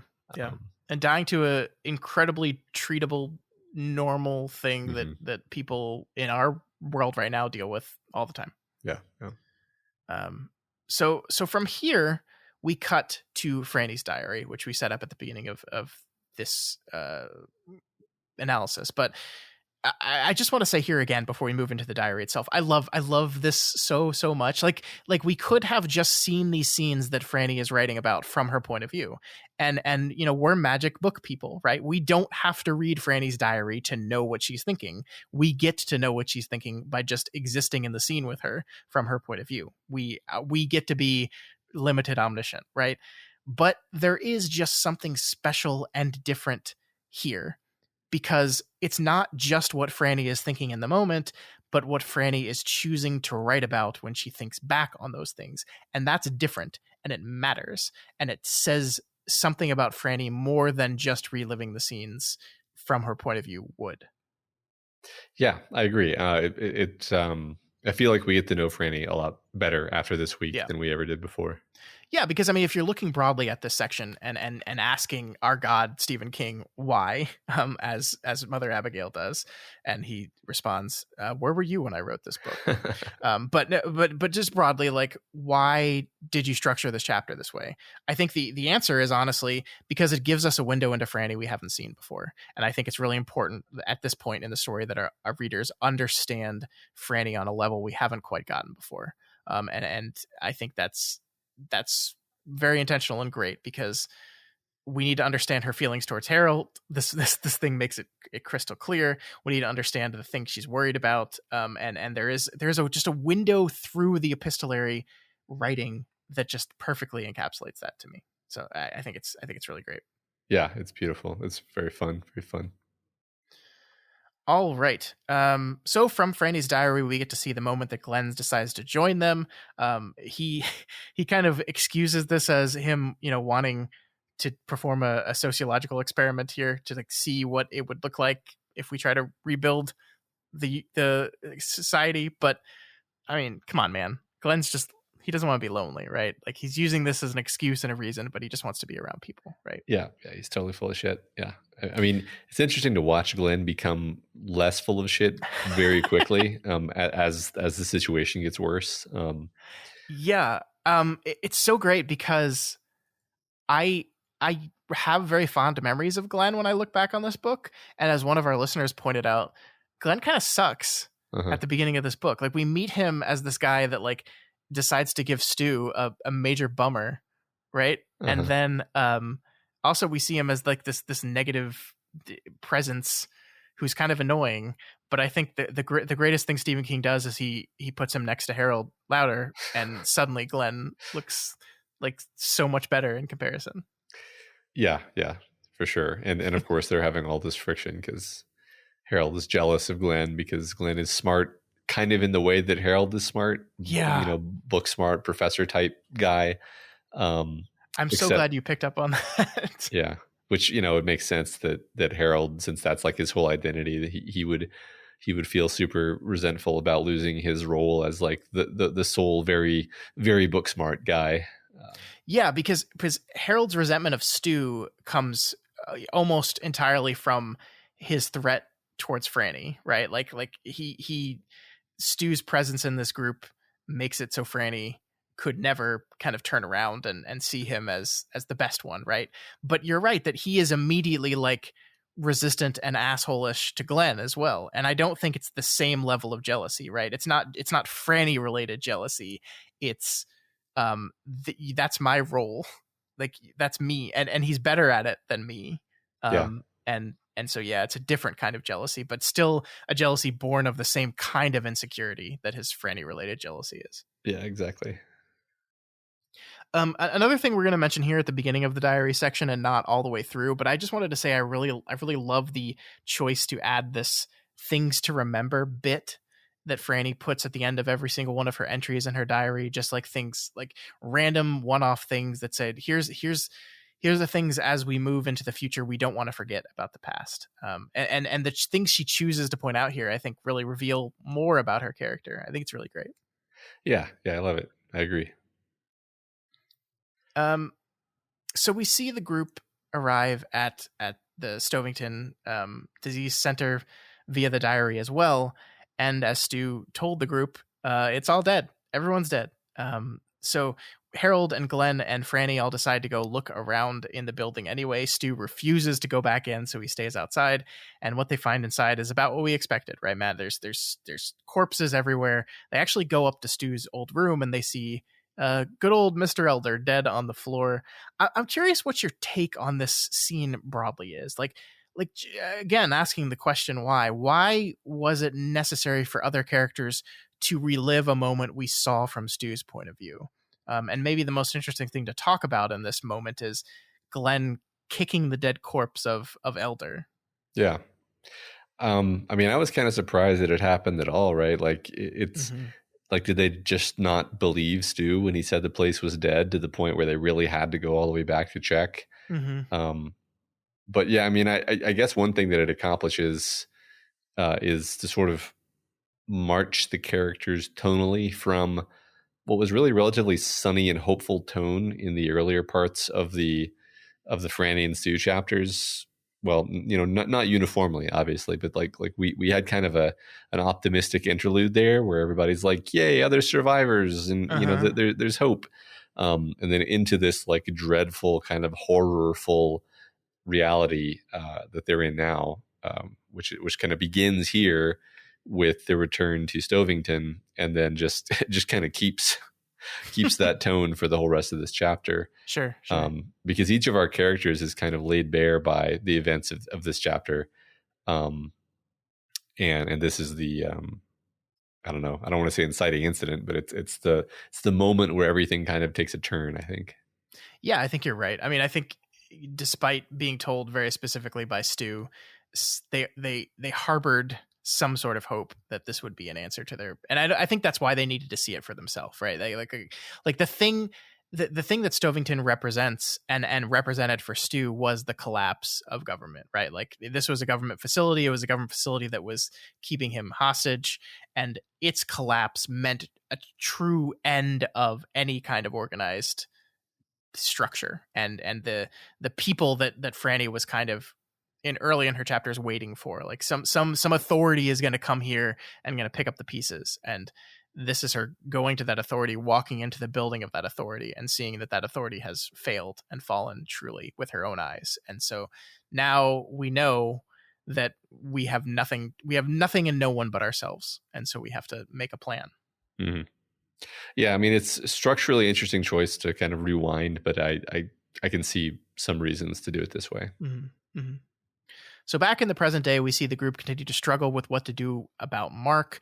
And I think it's really interesting the way in which there's a lot of animosity in this group, right? Like Franny, for baby related reasons, is kind of desperate for them to come up with a solution. And she says here, "Then you're just as bad as Harold says," she burst out wildly. "You've got to do something, even if it is with a jackknife. You've got to."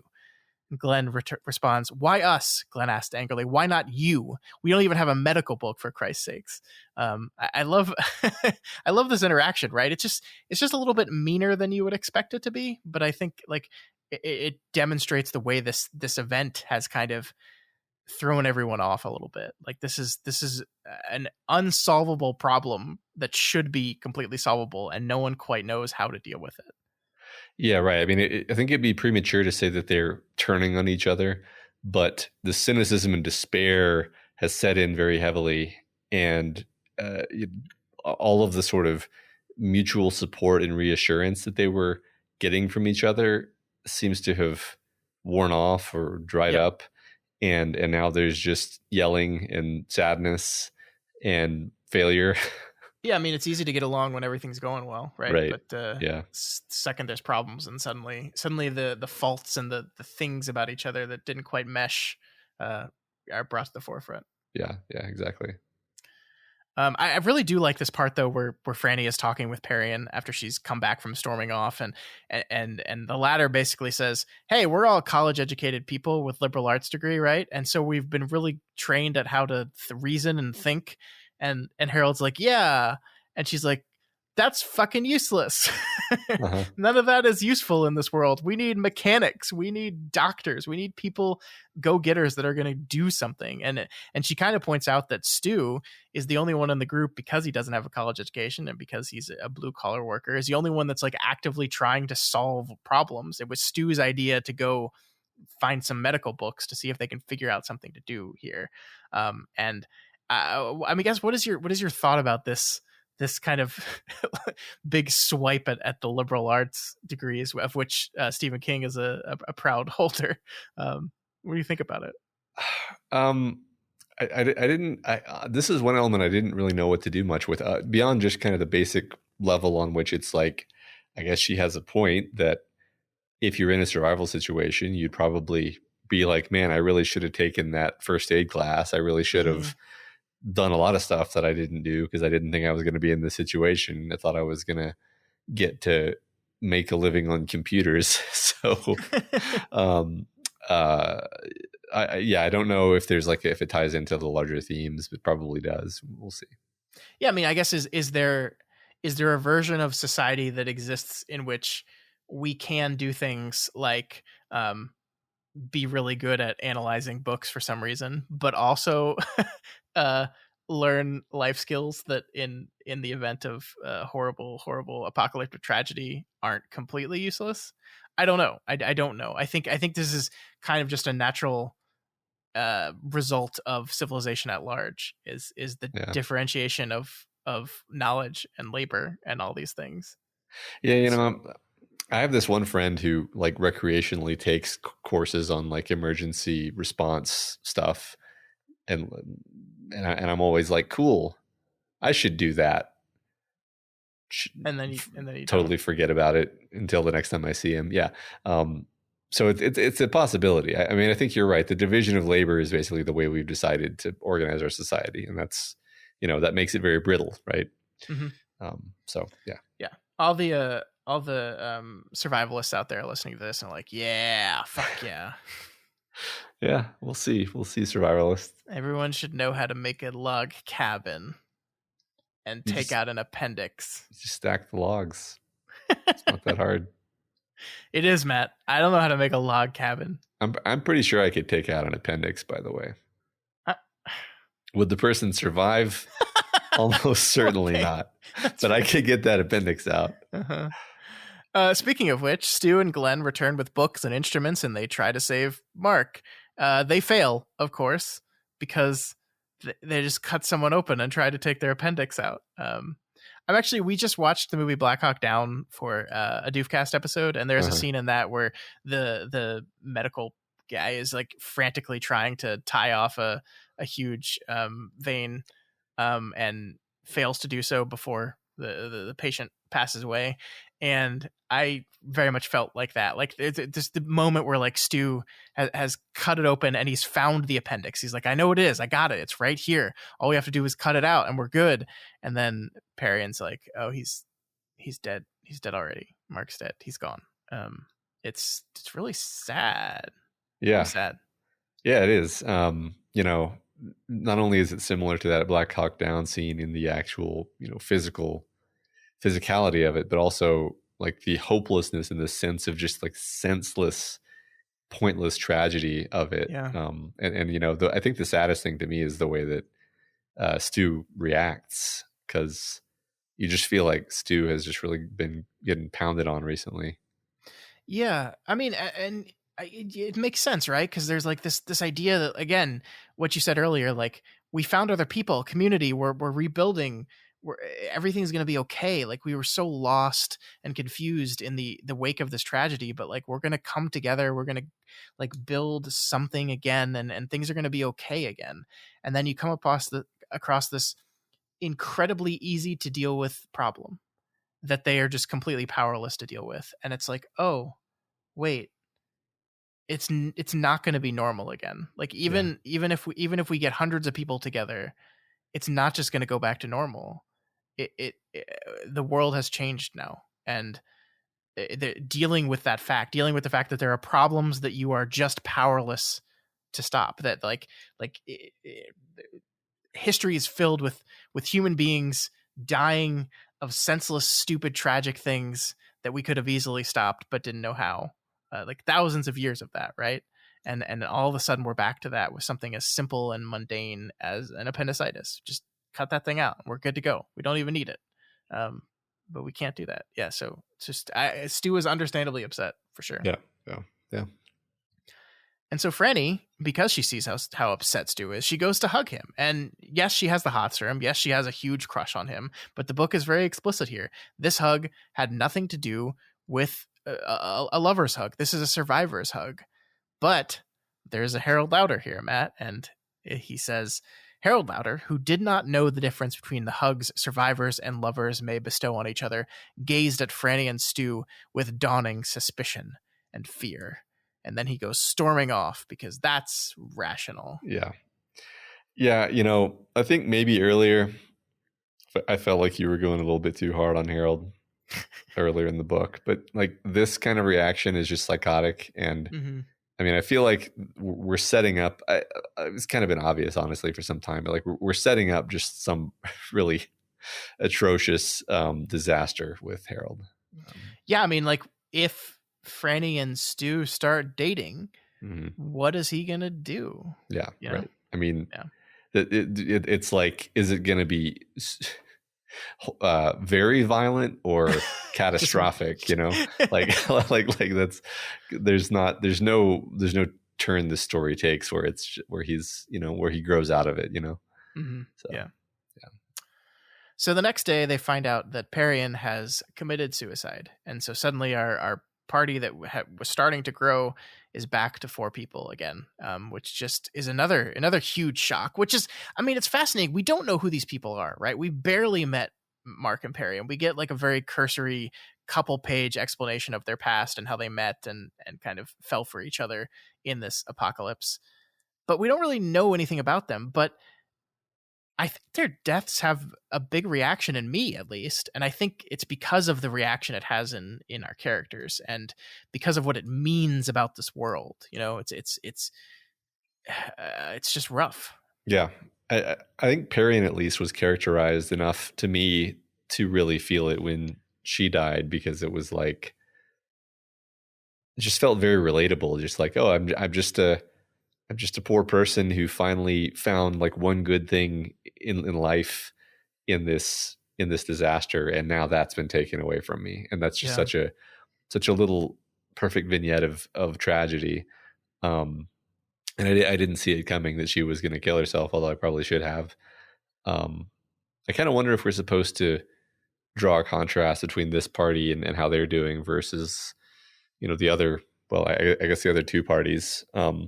Because this one right now seems to have just like really hit a streak of bad times that has not, at least so far, been really reflected in the other groups. Yeah, I mean, they had their own problems, but I think they managed to solve them. Like the little girl was almost dead, found in that hayloft, was almost dead, and they were able to nurse her back to health, fortunately. So yeah, I mean, different levels of setbacks. I think Larry's group at least has had suicide in it, right? With Rita. They're trials and tribulations across the board. So I think you'd be fair in comparing them for sure. Yeah, I guess you're right. Yeah. Well, I guess this situation was Perian's foil. I hate you so much. Nobody's gonna get that. Nobody is gonna get like 4 people are gonna get that. And that's who it's for. And listeners, those of you out there going, what the fuck are they? I can't even explain it to you without taking like 20 minutes. And it's just a reference to another thing Matt and I have read, and that's all you need to know. It's a stupid reference that I hate. Thank you. I hate you. All right. So we move on to our penultimate diary entry of the chapter. And this is one where Franny kind of recounts the conversations about the shared dreams that they're all having. Glenn, you see, has a theory, Matt. And his theory is based on a James D.L. Staunton 1958 study that says that every single person on Earth probably has a bit of psychic power to them, a bit of shine.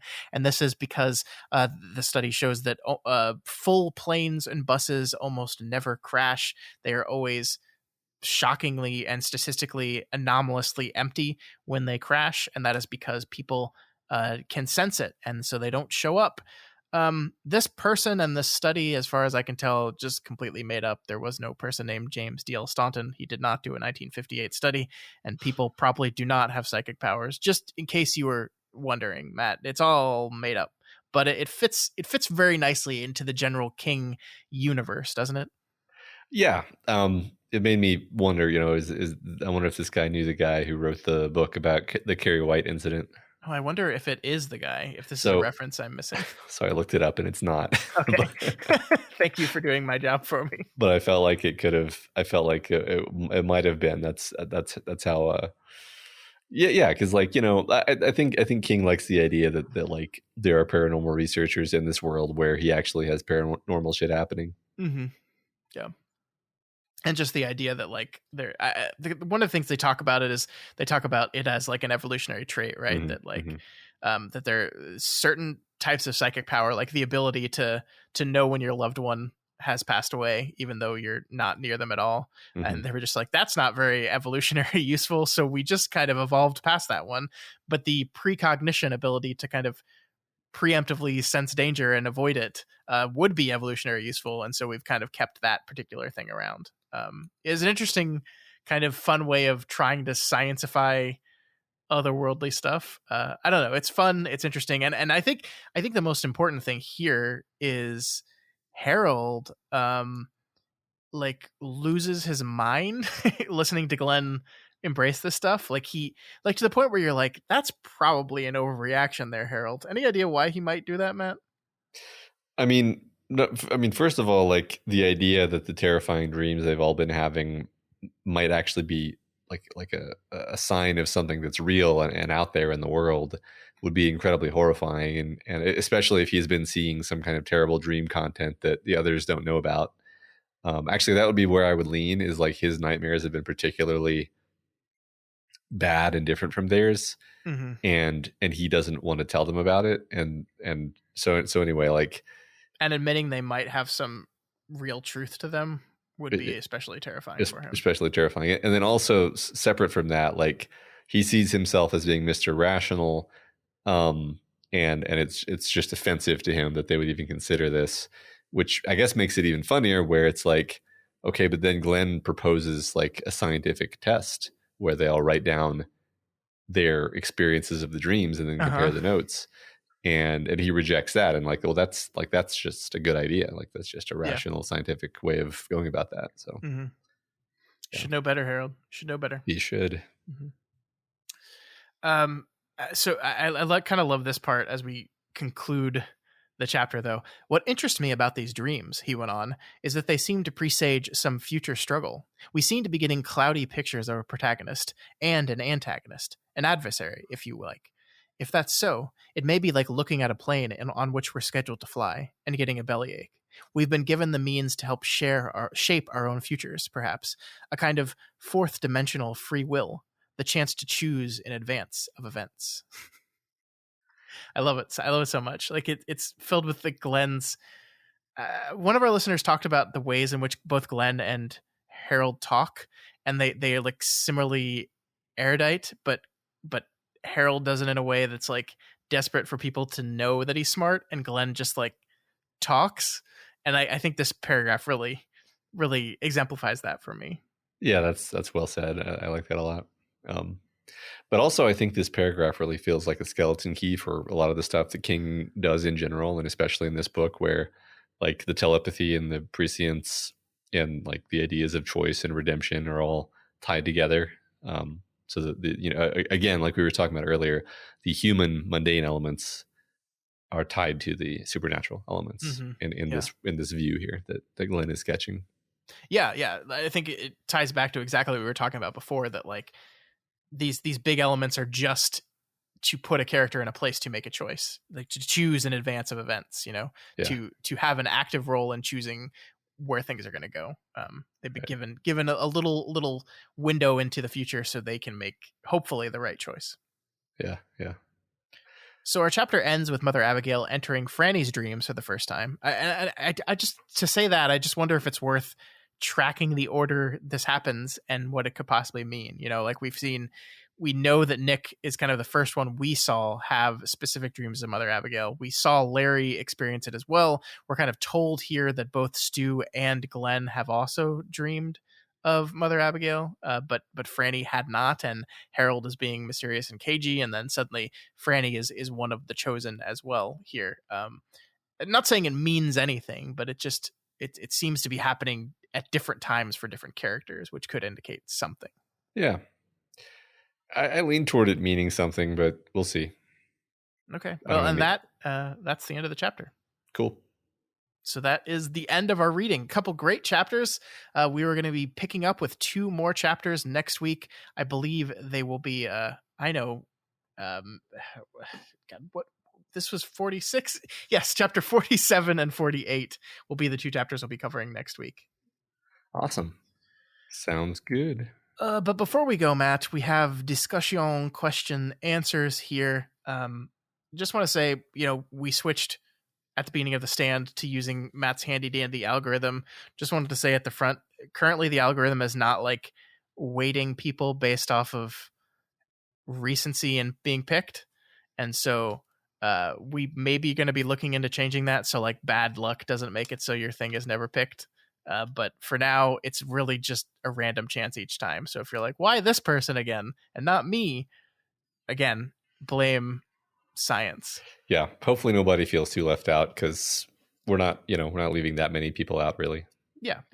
All right. So just, so the discussion question. Yes. We didn't actually say the question itself. It was, what is your favorite moral test of character from fiction? And from Just Stand 8460, I will pull the single book from Stu's shelf and mention Watership Down. The story of us against the 1,000, survival and cross-country journey is chock full of moral dilemmas. If you don't believe a rabbit is capable of experiencing such a thing, read it. Heck, if you haven't read it, read it. It is a beautiful, immersive, and emotionally captivating work of fiction. I can imagine King would describe it as a good story which uses good words. From the very beginning, our protag, Hazel, is faced with dilemmas where lives are at stake.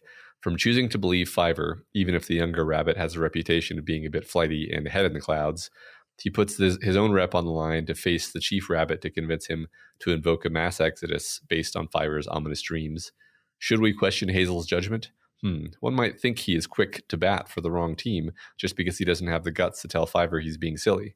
Later, he puts his own life on the line to merely continue the succession of the Warren by visiting a farm to free a few hutch rabbits on the chance there might be does among them.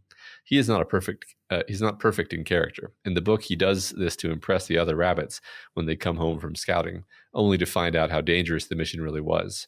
This was a great way of showing growth in Hazel as a leader and finding out what is at stake, the longevity of the Warren, but at what cost. Finally, when faced with the Ephrophans laying siege to the Down, Hazel himself faces the evil General Woundwort to come to peaceful terms.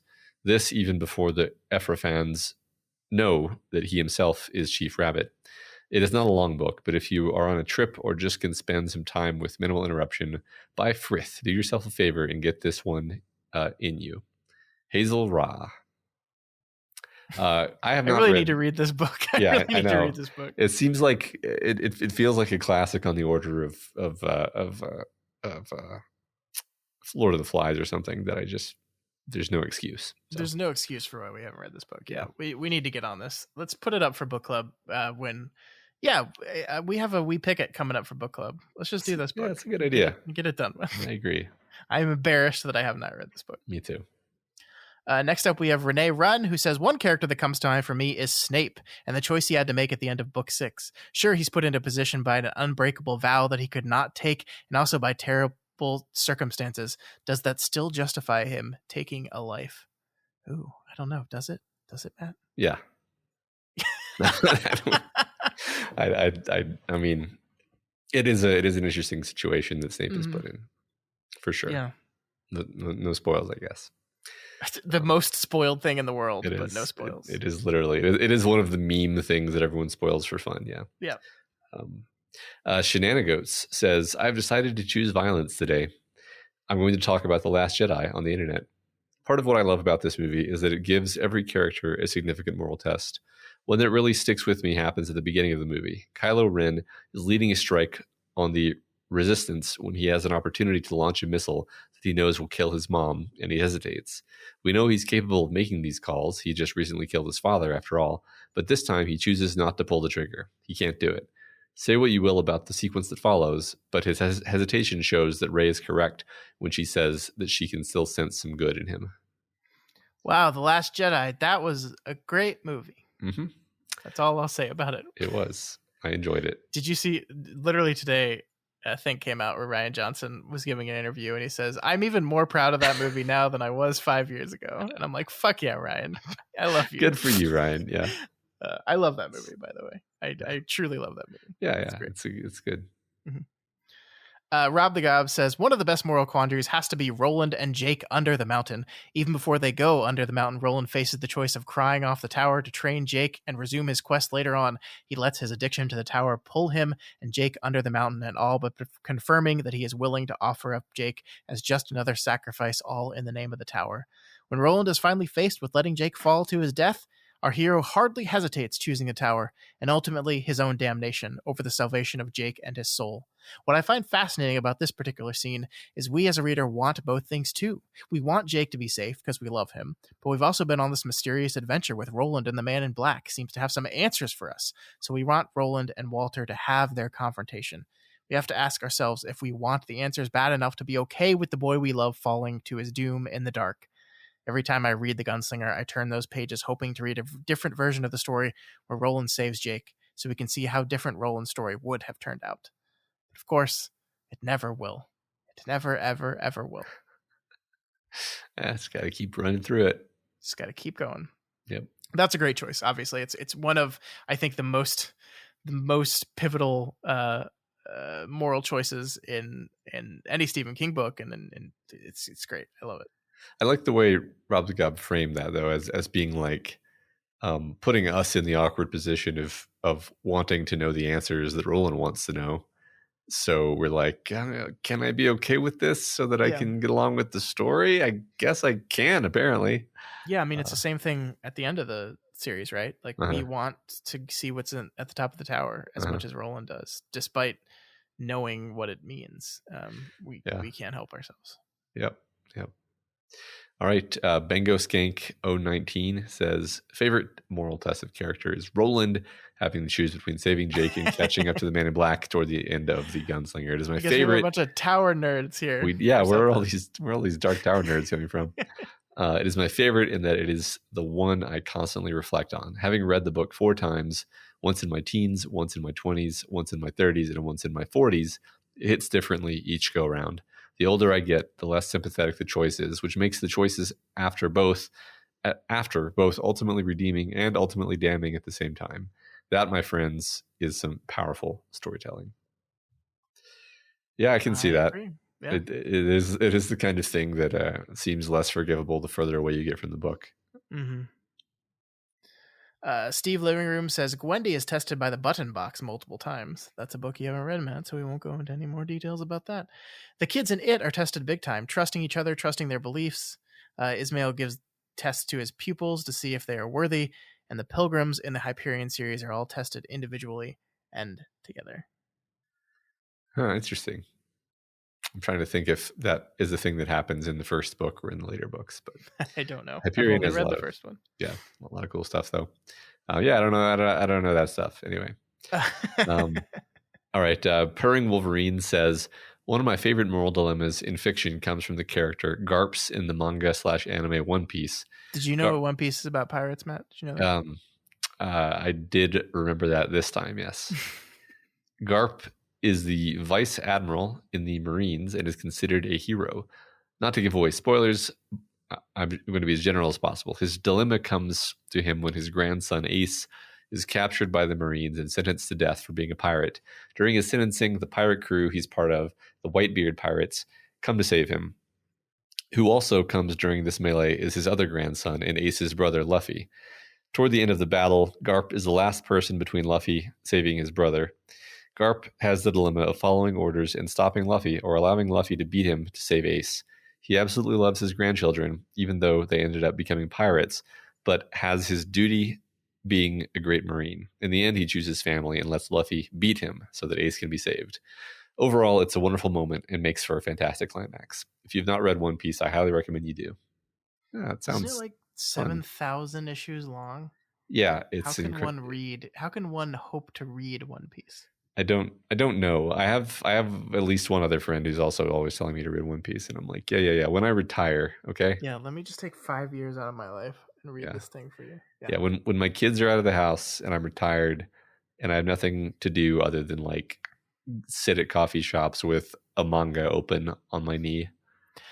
I think one of the cool things about like this question generally, that I think the last few answers have highlighted for me is that like as readers, like one of the cool things about fiction is that a character comes up across a moral choice and has to choose, and it doesn't actually matter like for quote unquote good storytelling whether they choose the right thing or the wrong thing. Like each can be equally entertaining and important and impactful, right?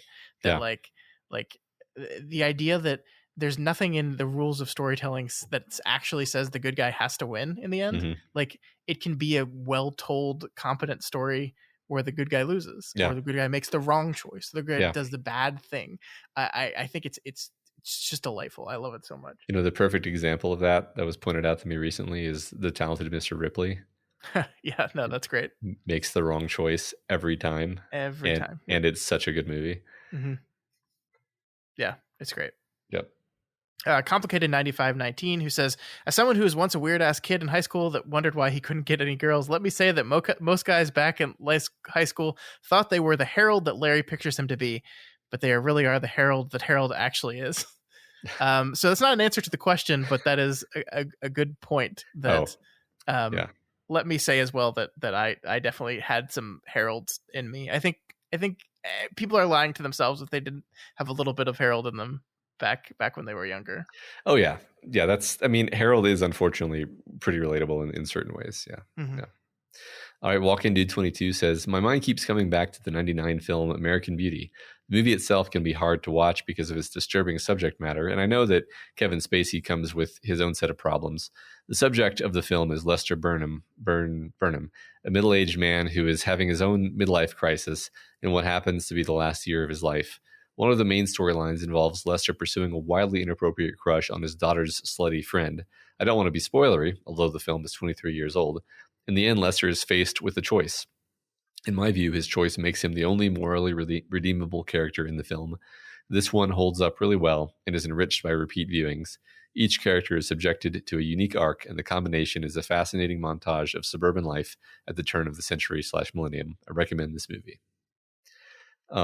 It's one of those movies that I never ever want to watch while thinking is a great movie. I think this movie gets a bad rap these days. I think like time has not been kind to this movie. There's a lot of people who look at it and be like, "Oh, this is like quintessential 90s bullshit." Where like, "Oh no, this well-off white man is like miserable about his life." But I don't know how fair that is, because I think that is still absolutely a problem that people face, like is different from a lot of other problems people face, but it is still an issue, and I think it's a fascinating exploration of that particular issue. I think this is a good movie. I like American Beauty a whole lot.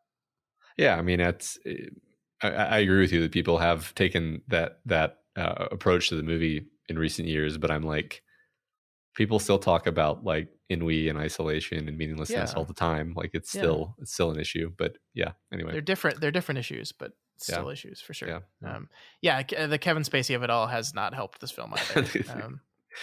Well, yes, but again, I will say that Kevin Spacey is remarkably good at playing creepy and terrible And the reason is because he's creepy and terrible. Yes, just turn on your Kevin Spacey blocking application and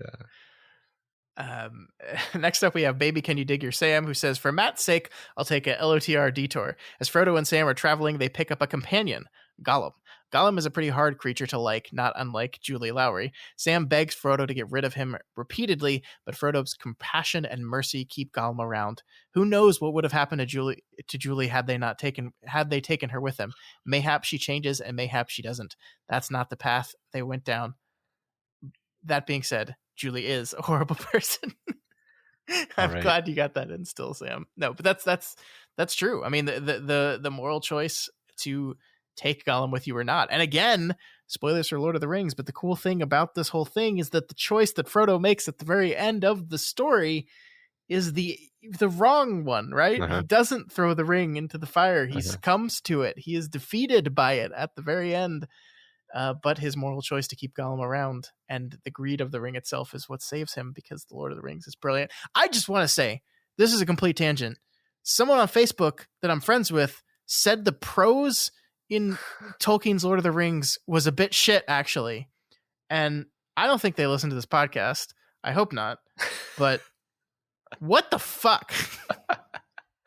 Yeah, I mean, they don't know what the fuck they're talking about, obviously. Like I could if you don't like the Lord of the Rings, totally fine. Don't care. Right. But the prose is objectively incredible. You can even say that it's boring.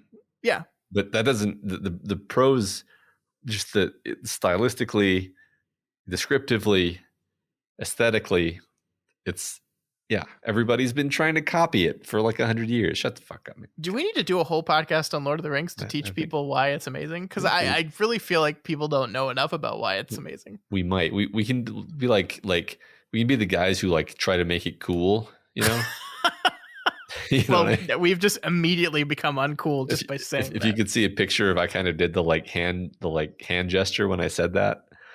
Hand gesture. You know, the like cool. It's cool. Oh, yeah. No, man, I'm right with you on that, unfortunately. Yeah. This is a great idea, Scott. We'll talk. We're gonna be so rich. It's amazing. All right. Last answer is from Pear Jane. My favorite moral quandary is Wesley's in season 3 of Angel. The father will kill the son. When we first meet him in Buffy, Wesley's lifelong privilege and self-absorption put him at odds with everyone around him in a very Harold-like way. Events in Buffy and Angel teach him humility. He learns to respect others' skills and talents that are not acquired through books alone. By season 3, he's leading a team of paranormal investigators and has earned their genuine respect for his actions, not just his intellect. Most important, he's learned to trust himself. To trust him and to trust them and to trust himself. When he learns of a prophecy that will destroy the lives of those he loves, he has to make a decision. Does he reveal the prophecy to them, or does he try to stop it from happening? His actions are well-intentioned and honest, but ultimately his character pays for his tragic choice for the duration of the show. I know this means nothing to you, Matt, but Wesley's arc in Angel is one of my favorite character arcs in all of television. It's really good. And this is a great choice. The problem is I actually jokingly put into a response to Pear Jane's comment on Reddit that I'm going to rig the algorithm to make sure this answer is picked. And then the algorithm picked the answer, thus exposing us to the appearance of fraud here. And I just want to say that Matt is the one that does this. I have no control over it. So that is correct. It wasn't me, is what I'm saying. It wasn't me. That's right. I'm the one who rigs the algorithm, everyone. So calm down. Obviously, you picked the Lord of the Rings answer, so not looking good for you either, buddy. No, I just have to copy and paste a bunch of shit. Wonderful, wonderful answer. I think it is interesting how many answers that we got show the character picking the wrong moral choice, which I think is revealing, right? The things that are most memorable to you are when a character chooses incorrectly. And this is the cool thing about fiction, right? That we can watch a character fuck up his entire life and are horrified by it and see the consequences of all those things, but it's not real. So like, we don't have to feel too bad about it because it's not real. So I think that's maybe why we love to see characters make the wrong choice and to see them fail, to see them fall, to see them fuck up. It's really, really great, really powerful, and it's good storytelling. Yeah. Awesome. All right. That is it for the discussion question. Next week's discussion question, I think this is going to be a good one. I hope it's going to be a good one. Matt, we talked a lot about Franny's diary and how effective Franny's diary and those epistolary diary sections were at characterizing her and feeding us information in a unique structural way that was very entertaining and also informative. So we want to know, what is your favorite diary entry in fiction? This could be an entirely epistolary diary thing, right? Something where is the entire story is framed as a diary, or it can just be a diary section in a book that you like, or even it can be movies too, right? Like there are diary sections where you have characters read from diaries and movies. So yeah, what is your favorite diary entry section, whatever, in fiction? We want to know. Let us know. I'm excited. That sounds like there's gonna be a lot of fun variety there. I agree, and the algorithm will be kind to you, I hope. Yes. May the odds be ever in your favor. All right, folks, that is it for us this week. Next week, The Stand will continue with chapters 47 and 48.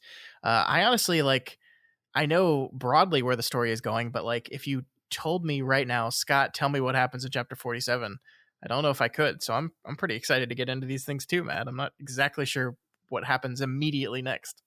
Well, that's exciting for both of us then. Yeah. Remember, you can reach us via email at kingslingerspod@gmail.com or on Twitter at kingslingerspod, over on subreddit on reddit.com/r/doofmedia. And if you are not already subscribed to Kingslingers, do it. We got someone messaged us on YouTube just yesterday or today, Matt, that said, I am a new subscriber. And I was like, hell yeah. Welcome. Yeah.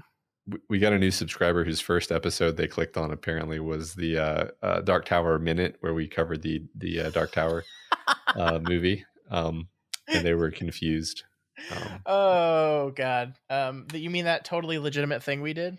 That is definitely gonna happen, because we're definitely gonna do that. We haven't 2 minutes of it. We'll get around to covering minute 2 any day now. Any day now. Yeah. Just watch. Yeah. Anyway, if you like Kingslingers or the Dark Tower Minute, and you want to support either of these shows, then please consider donating to our Patreon account at patreon.com/doofmedia. This week, we want to thank new patrons Jennifer D, Albert R, and Eric H. Welcome, and we hope you enjoy the stuff we have over there on the Patreon. Yeah, I think one of those patrons messaged us and let us know the reason that they finally headed to Patreon was hearing that in September we're going to be covering Silver Bullet on our other levels of the Tower show. So they're very excited for Silver Bullet, and so are we.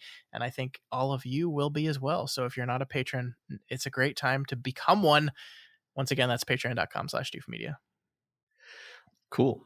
But we still love all our listeners, whether they're a patron or not. And if you cannot afford to be a patron, that is absolutely okay. There are still tons of ways to help us out. Share the podcast, share it. Build a community of podcast listeners, and remove their appendix while they're listening to Kingslingers. Yeah. We are not doctors. Do not take that as actual medical advice. But you can always help us out by leaving a rating and a review, which you do not have to be a doctor to do. You can just head on over to Apple Podcasts or whatever other program you listen to podcasts on and leave us 5 stars and a review. This week's spotlight review comes from JD Dodd 51, who gives us 5 whole stars and says, 2 years behind, but just as good. I'm starting this journey to the tower 2 years behind everyone else, apparently, because I'm only on episode 9, but this journey has been most impactful and fun since it feels like I'm going through it with friends and an actual quartet. Thank you for everything you do to help this soldier pass the time in the low points of his day. Well, thank you so much, JD. You're probably not going to be listening to this for 2 whole years, but I hope you are still enjoying the show just as much now as you were when you wrote that review all those months and months ago. Yeah. Thank you so much. Yeah, and thank you to everyone who keeps sending those in. We keep seeing the numbers go up, and we keep seeing the 5-star average stay the same, which is very encouraging. We really do appreciate that. It does mean the world to us. Please keep reaching out. Please keep leaving reviews. Please keep just sending us emails, letting us know what you think. We love them. We don't always get to respond to all of them, but we do love them so much. And yes, for those who have entered the contest, we're working on it. Hopefully we'll have some news for everyone soon about voting. Yeah, we've got so many ideas. Yes. All right, folks, we'll see you right back here next week for a couple more chapters and some good conversation. Long days and pleasant nights. And may you have twice the number.